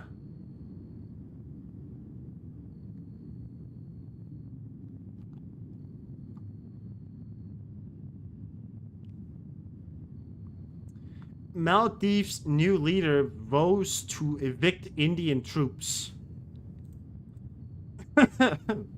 Okay. There you have it. But I'm just saying, I don't know why people nowadays, when they hold a speech, like, hate, like, if you hate you hate Trump, right? If you hate Trump, like him or hate Trump, at least Trump knew how to speak. I mean, he knew how to speak, right? Trump is a great speaker. Now, like him or not, he's a great speaker, okay? You cannot take that away from him. He's funny, and he has a way of speaking. But most people nowadays, the reason why they fail in their presidency is because they speak just like Josh Hammer. They become so boring. They become very analytic, right? They go. To point out the differences for the American people, we have to put a 30% of the interest rate up by 80% of this pretty much continues. Like, people don't want to hear that. When they want to hear, when the Americans speak, it's like the patriotic speak. I like to call it the patriotic speak because it is a patriotic speak. It's you know, the American people are one people. We are blah blah blah. We're gonna defeat the enemy. Blah blah blah. Stuff like that. Now, that's the patriotic speak, right? You know, that right there in itself is a patriotic speak. So if you want to win in anything, yes, you might think to yourself, now listen, you might think to yourself that it's okay, that it's, you know, I'm telling the truth. Yeah, thing is, most people want the truth, but they just want to deliver it to them in a way that sounds a little better and a little bit more exciting. Like, of course, in presidents, you always point out the truth, but it's you also, you know, most presidents, they should have a way of speaking, you know? That's why it baffles me that Joe Biden won. Because I feel like most people, well, when you're electing a president, you should have at least the ability to continue to hold a speech and actually make a speech. But yeah, I don't know. John Scott, welcome in. You might want to go back a bit to find to watch a little bit, but it's up to you if you want to re-watch or whatever. Can we that?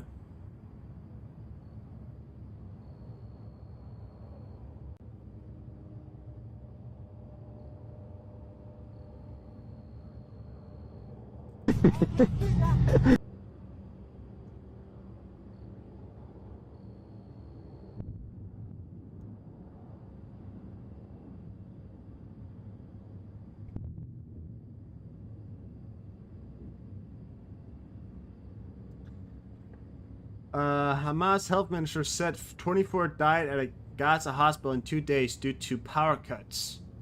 Oh, right, yeah. You do that? Alright. Fair enough, fair enough.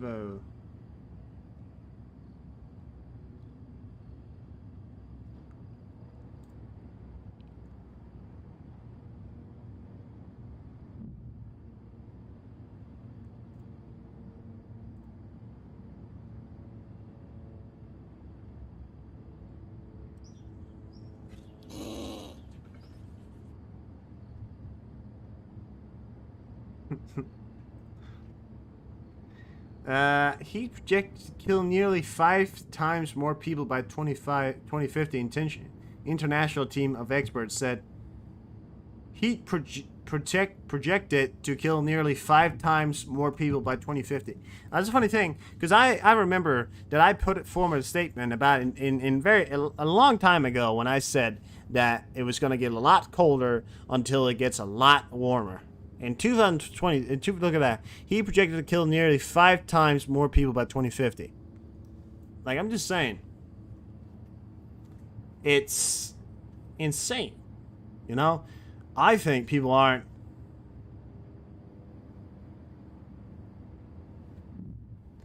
I think people aren't really...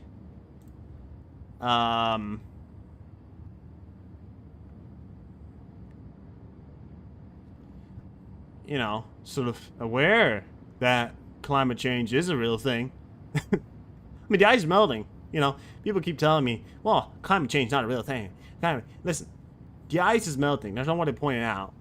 Some time ago, about a year ago, not a year ago, maybe, I think it was less than that, maybe half a year ago, a fucking iceberg and the size of London visited Canada and melted into the ocean. That's one thing right there.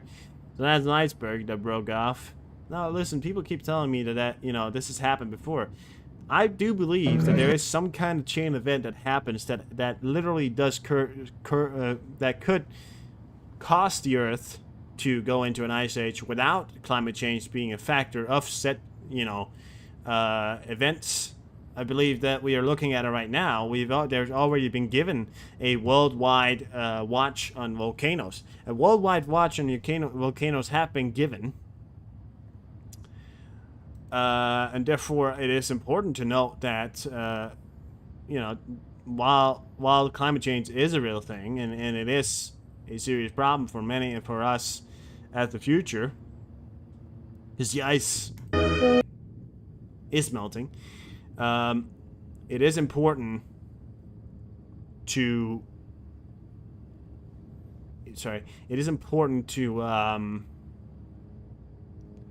remember that we have had ice ages before we even existed as humans, and therefore, you know, it's obvious that you know, it's obvious that that it's been caused by something other than climate change. That the world can go into an ice age without, you know, the sorry, I can't even speak right now. Without climate change to be a thing, and I think that's important to point out. I really do. But I will not discount the factor that climate change, the ice is melting. That's proven. That's proven. And, you know, that's not a lot of scientists, you know, they say the same thing and they continue to say the same thing. The ice is melting. Okay? And it will continue to melt. And it will continue to switch the climates. It will continue to push the warm weather channels, like the Gulf Stream. It will continue to push them. It will continue to push some of the cold Atlantic streams further over, making areas that used to be hot warmer, which I've said before. Not before that, we're going to see a lot of cold weather. And the reason why, well, it's the only thing that's a bit tricky to me. I believe I'm saying it because it's almost like the Earth doesn't want us to know, you know? Like different climate change. But it is true that climate change can cause weather to be cold before it turns warm. Or it can continue to spiral out of control and get cold. But I believe the biggest point of view is that it will get a lot colder before it then, can get warmer, or it will continue to get cold. There's two opportunities. I can't be right on both of them, but, you know, it's just, there you have it.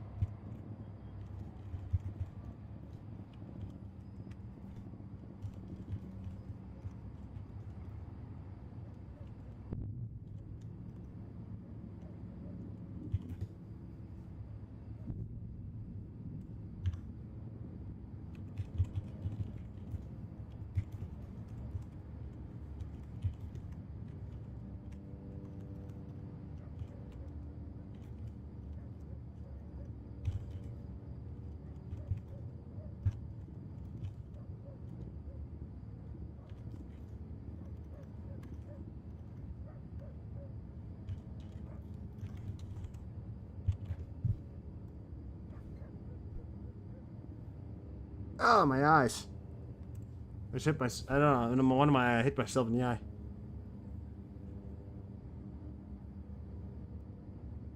No more Russian buses going to Finland. No. Sharp enough. Hired a phantom not able to cut through human skin. Yeah. Hezbollah claimed responsibility for 13 ATM attacks against Israeli positions, along with the missile strikes targeting settlements on the northern border. The footage shows the IDF response targeting Hezbollah infrastructure in southern Lebanon as of this evening. Is that incendiary rounds? Or just cluster munitions? Yeah, I think that's incendiary rounds. So, Israel don't give a fuck. I like Israel sometimes. They don't give a fuck. They really don't. I think that's flares. Nah, yeah, that looks like flares. It doesn't look like incendiary rounds. They don't fall that fast. Yeah, no, they don't fall that fast. That's flares right there to light up the ground. Yeah, but they don't give a fuck. If you target Israel, they will strike you back, and they don't give a fuck. Like, you really have to fuck up, you know.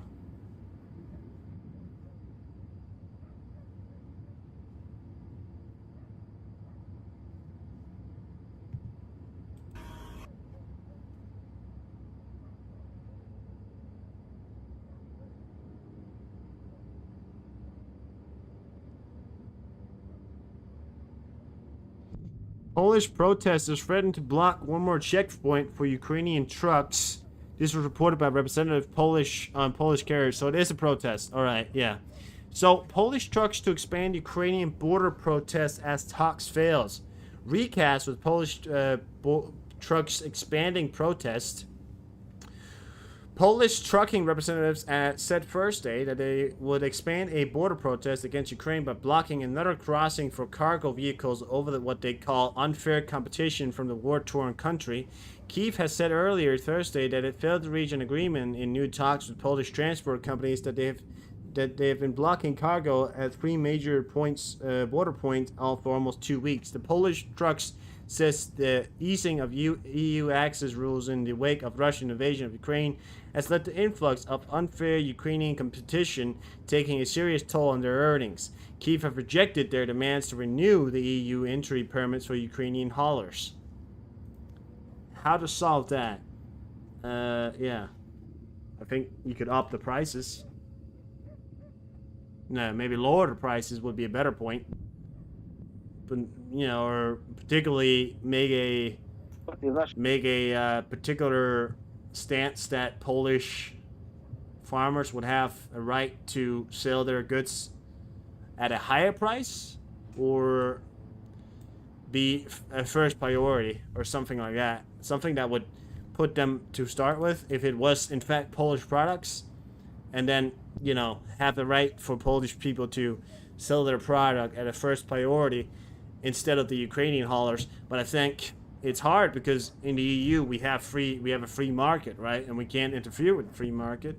So it's kind of a hard choice, but I certainly, maybe there should be a point of view where we just say to them, you know, we should probably look into making their livelihoods a bit better, you know, but I'm sure they'll figure something out. But it is actually a serious problem. Earlier, we read a report stating that 2,400 trucks is now stopped at that border point, which means that it can become a serious problem if they block another border crossing. It can cause big problems for Kyiv when it comes to many things. I think they could solve the problem by flying everything in, but flying everything in is a very expensive project.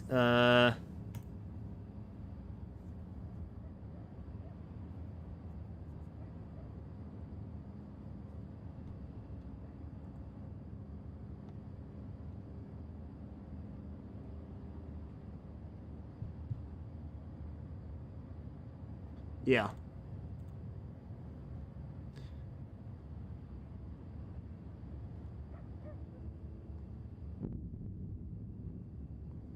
The EU halts advertising on X. The EU executive arm said on Friday it had told its services to stop advertising on X over hate speech. Yeah, there you have it, Elon Musk. You could actually, at this moment in time, if you were to make another X platform, because I believe that Elon Musk, in response to this, could possibly, yeah, it's very important because it's you know,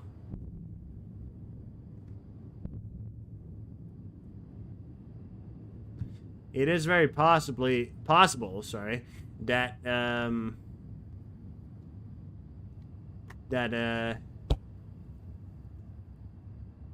fucking work. I forgot what I was saying. What was I talking about? I was talking about, oh, there we have it.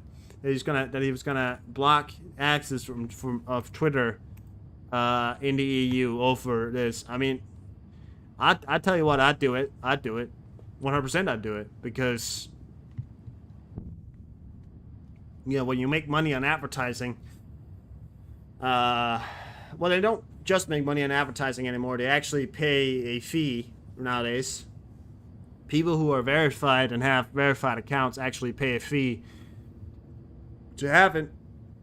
So they do get money off fees, but of these subscriptions. However, they get a lot of money on advertising, so it could be that they don't like that and they wanted to ban EU access, but we don't know. I mean, that's, you know.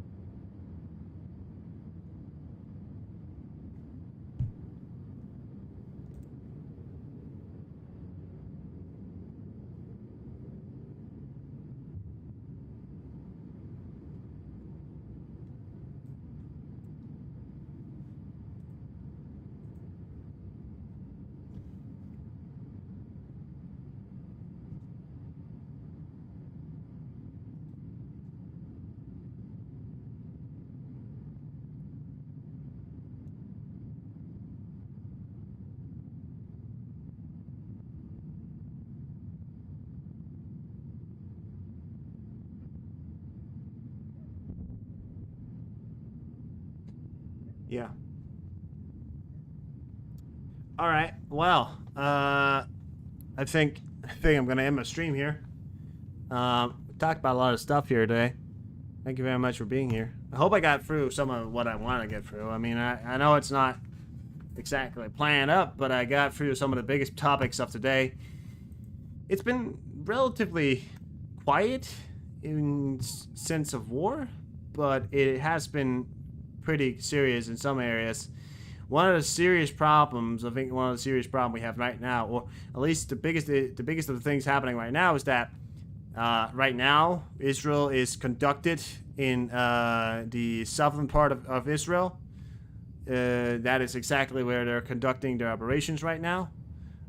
Israel is going into Khan Yashin. They're trying to take complete control of Gaza in an effort to kick out Hamas and make a better life for the Gaza people, even though they appear not to know it yet. But hopefully they won't treat them as bad, and hopefully they'll treat them good in the after war as well. We'll have to see about that. Of course, one of the other problems here, the blockade of Polish blockade of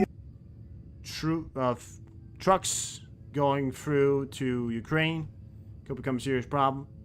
Blockade of Russia in both Estonia and Finland talks about closing the border with Russia in these two countries right here, Estonia, possibly Latvia as well. But Latvia was one of the first countries to go ahead and do closing of their borders. I don't think they've closed it completely yet, but they're certainly also talking about it. They'll probably do it if Estonia does it. But Finland, maybe Norway will as well, but we don't know. I mean, they've stopped all cars going through, so that's one thing. But they're talking about a complete closure of the border if a continued events of migrants continue, which it looks like they will. And if they do close the border, that'll certainly be an interesting thing. I think it'll be another one of those Russian red lines where they'll say, oh, don't do that, but they won't actually do anything against it. So, yeah, that's my point of view. That's the biggest events here. But yeah, thank you for being here. I